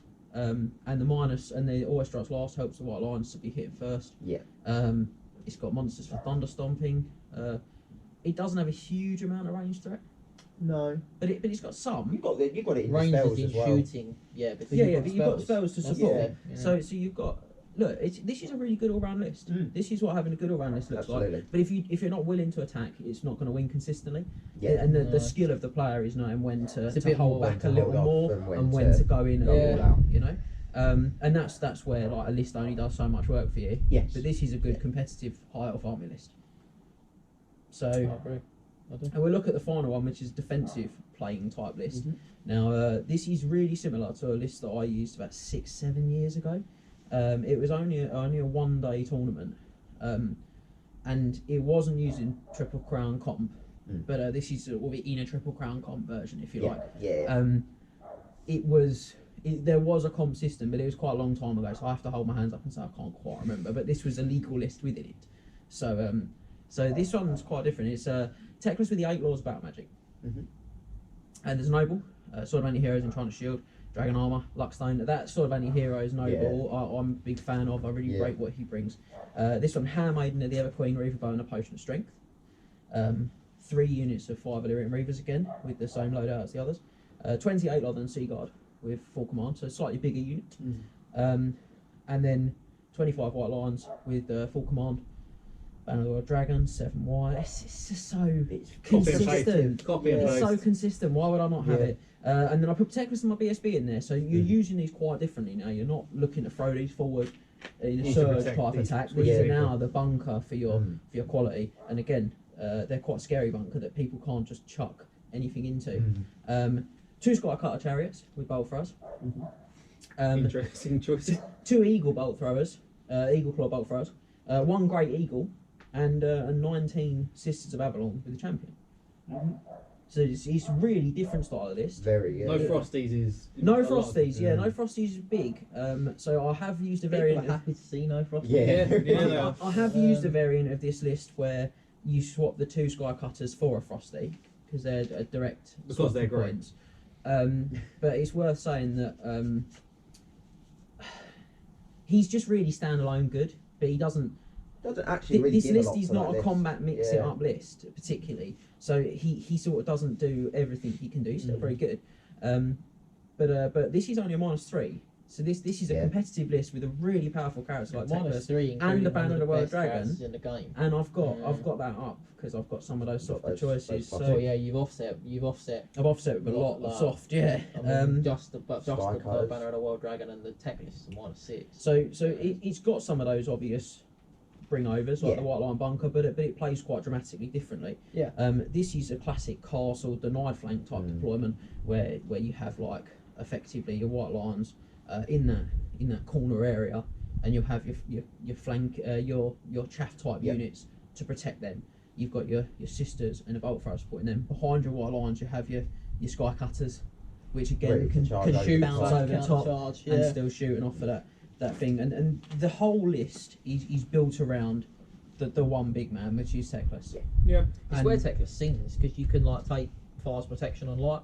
You There you can go, take I'll very bubble it, average everyone's type minus units speed with to hit. him and make something special. Yeah. Yeah. And like I say, this list you go +1 to hit on a piercing, which is the enchanted blades of Aben. Aben from Metal. Law of Metal, and then you start taking Flame and Sword of Ruin from Law of Fire, and all of a sudden you've got a unit that's +1 to hit, +1 to wound, and then you look at someone like Sisters of And Avalon, -2 to the save. and you're like, right, Well, -2 if they're destruction and +2 to wound. a -3 if they're destruction. Yeah, because armor Strength four. piercing. Yeah, Strength 4 minus Strength 4 additional armor 1. piercing minus additional 1. Yeah. So and even things like artillery pieces, toughness 7. Well, actually, I'm +1 to wound, I've only on 5, mate. I've only got to get 3 wounds. I'm on Yeah. 19 If you're shots forced here. destruction, it's Um, It's force, yeah. It's Yeah, not no, terrible. it's not. It's not an extra +1 to wound. It's an extra -1 from their armor. Oh, skill. sorry. So, but the point is, this is a flexibility game Yeah. list. And even things like the Sea Guard, well, I can take an Occam's Mind Razor if I want to, Mm. if I'm worried about something that's heavily armoured, and I can drop that on a unit like Sea Guard, which Yeah. really can elevate them. Or I can just take, minus D3 toughness Mine. to shoot off. Yeah. or I can swap that. I mean, Shadow is really flexible in this build. I think Yeah. Shadow's a great You could one. also go with just the signature, just the Melakoths, start lowering your opponent's movement on the way Yeah. in. Just got to get Shadow there. in general. And then No, when they it's do totally get fine. I there, really and you like it. start dropping the double counter charge to chariots, 2d6, Yeah. strength 5 That's hits, it. and the white lines go at the same time if you've got enough Yeah. frontage. Yeah. And you've only really got to, if you strike out quite hard and you've done the damage on the way in, you've only really got to weather one combat with Mr. Teckless, Mr. Tickles, as I hear him called sometimes. But you've only really got to survive that. It will punish you if you get it wrong. Yeah. There's no doubt it will punish you if you get it wrong. But Techless has to perform. yeah, but this Something is that's a different. pure control playlist. Yeah, Yeah. something It's that's different, all but about that. also does do Um, well. Like, Yeah, I think oh, that's absolutely, cool. yeah. You've got a little bit more chaff in there as well in the Eagle. You've the got a other lot list. of chaff in this list. A lot. You've I got. suppose you've got the flying chariots. as 3 well. units of Reavers. They can double up. You've got 3 units of Reavers. So there's a lot of stuff in this list Yeah. that you Eagle. can use as chaff. And there's a lot of great synergy in this list. Yeah. But- Synergy is the name of the But honestly, game. it's the It type of really list is. that people look at and go, well, okay. Yeah. You know, like, it doesn't seem People very. underestimate very it. good, I think but it's it just is- nice, and I think people are just happy to not see Frost Art. It's and then it's because definitely of that, they let the guard down. Yeah. It's definitely riskier. Never let your guard as down well. against Isles. Ever. It's definitely riskier because Yeah. if Teclis doesn't perform, if things go Mm. wrong, it's quite hard to. There's not a lot of inbuilt punch. Not really. No. That's the argument There's for not dropping the Sky Cutters for the Frost Heart, is Yeah. that he gives you the inbuilt guarantee. But Yeah, then your the list is counter a, charge of the gods. but then your list has a real dramatic switch on comp. It's effectively like a 4-point swing -6, you -7 lose it comes to. you lose +2. and gain And then -1, effectively- -2. I think the first one's Frost Heart. -1. The first one's -1. So it it goes from a effectively it's, -3 to a -6. Yeah, so look, this is a different type of list. If you're going to do that type of list with Teclis, I think you said it earlier, you got to play games. Yeah, And you absolutely. got to expect to lose some anything with games. Yeah. Teclis You requires got to get practice. it right. But once you get it right, oh yeah, it's just really unpleasant. It Yeah. can be really good. So It's so hard to play against. It Thi- really is. this is the defensive type list. A little harder to use, can be just as good, just as rewarding. The other types of lists, a little more aggressive. And you can do a pared back version of that Lariel list as well in Triple Crown Comp. I've seen people do it. But you know, that's the raw unfettered list, the one that we did there. So, but they're just suggestions. There's lots of great high elf lists. There really are. Yeah. But Yeah. you know, we could be here, and we've already been here most of the night. We could be here all night. We could be here till discussing- it gets light again. discussing different high elf lists. So, they're a really good army. They're a really good They really competitive are. army. Yeah. A tool for every situation. They Oh, really, yeah, they really yeah. do. I think we'd all agree probably top four. Top four. One of the top four books. They're in my top 4 armies. Yeah, Yeah, yeah. I have like a bit of a tiering system in my head, which my tier 1 armies. There are 4, and you know perhaps we'll allude to that as we do more Yeah. deep dives. And for me, they are definitely in, Definitely in one that, of they're in the that top. tier 1. Yeah, 100%. They're one of that. They're a quarter of that tier 1 Yes. army Yeah. Yeah, for me. absolutely. So yeah, they are tier 1. I think they're great. Yeah. They're a really great army. Not a lot more to say, is there? Not really. So No. I think that That wraps it segues up us quite nicely to Yeah. finish up. So that has been the High Elf deep dive. We are done at the moment. So In a very Jerry's final thoughts moment, other chat shows are available. but their deep dives are not as good as ours. So you know, look, High Elves perform very well in general in competitive play. That's really Yeah. what you've got to say if you're talking about a competitive deep dive.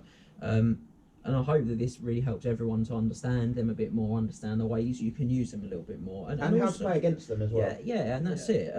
It's great. And hopefully you've seen maybe some new and exciting combos, things that you might not have seen. This game's been around a while, but it's nice when you sort of someone says, "Oh, have you Always something you new. considered You always this?" see And something. that's really cool. And you know, as Scott said, I think it'd be great if some people have seen some chinks in the armour. it's really good to see. Send in your suggestions and send in your lists if you Yeah. want as well. Yeah, Yeah. we can always We're do happy that. to critique.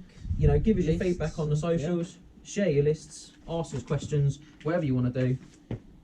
Thank you for joining us for the High Elf Deep Dive, and we'll see you all again very soon on triplecrownwargaming.com. Thank you very much. Bye bye.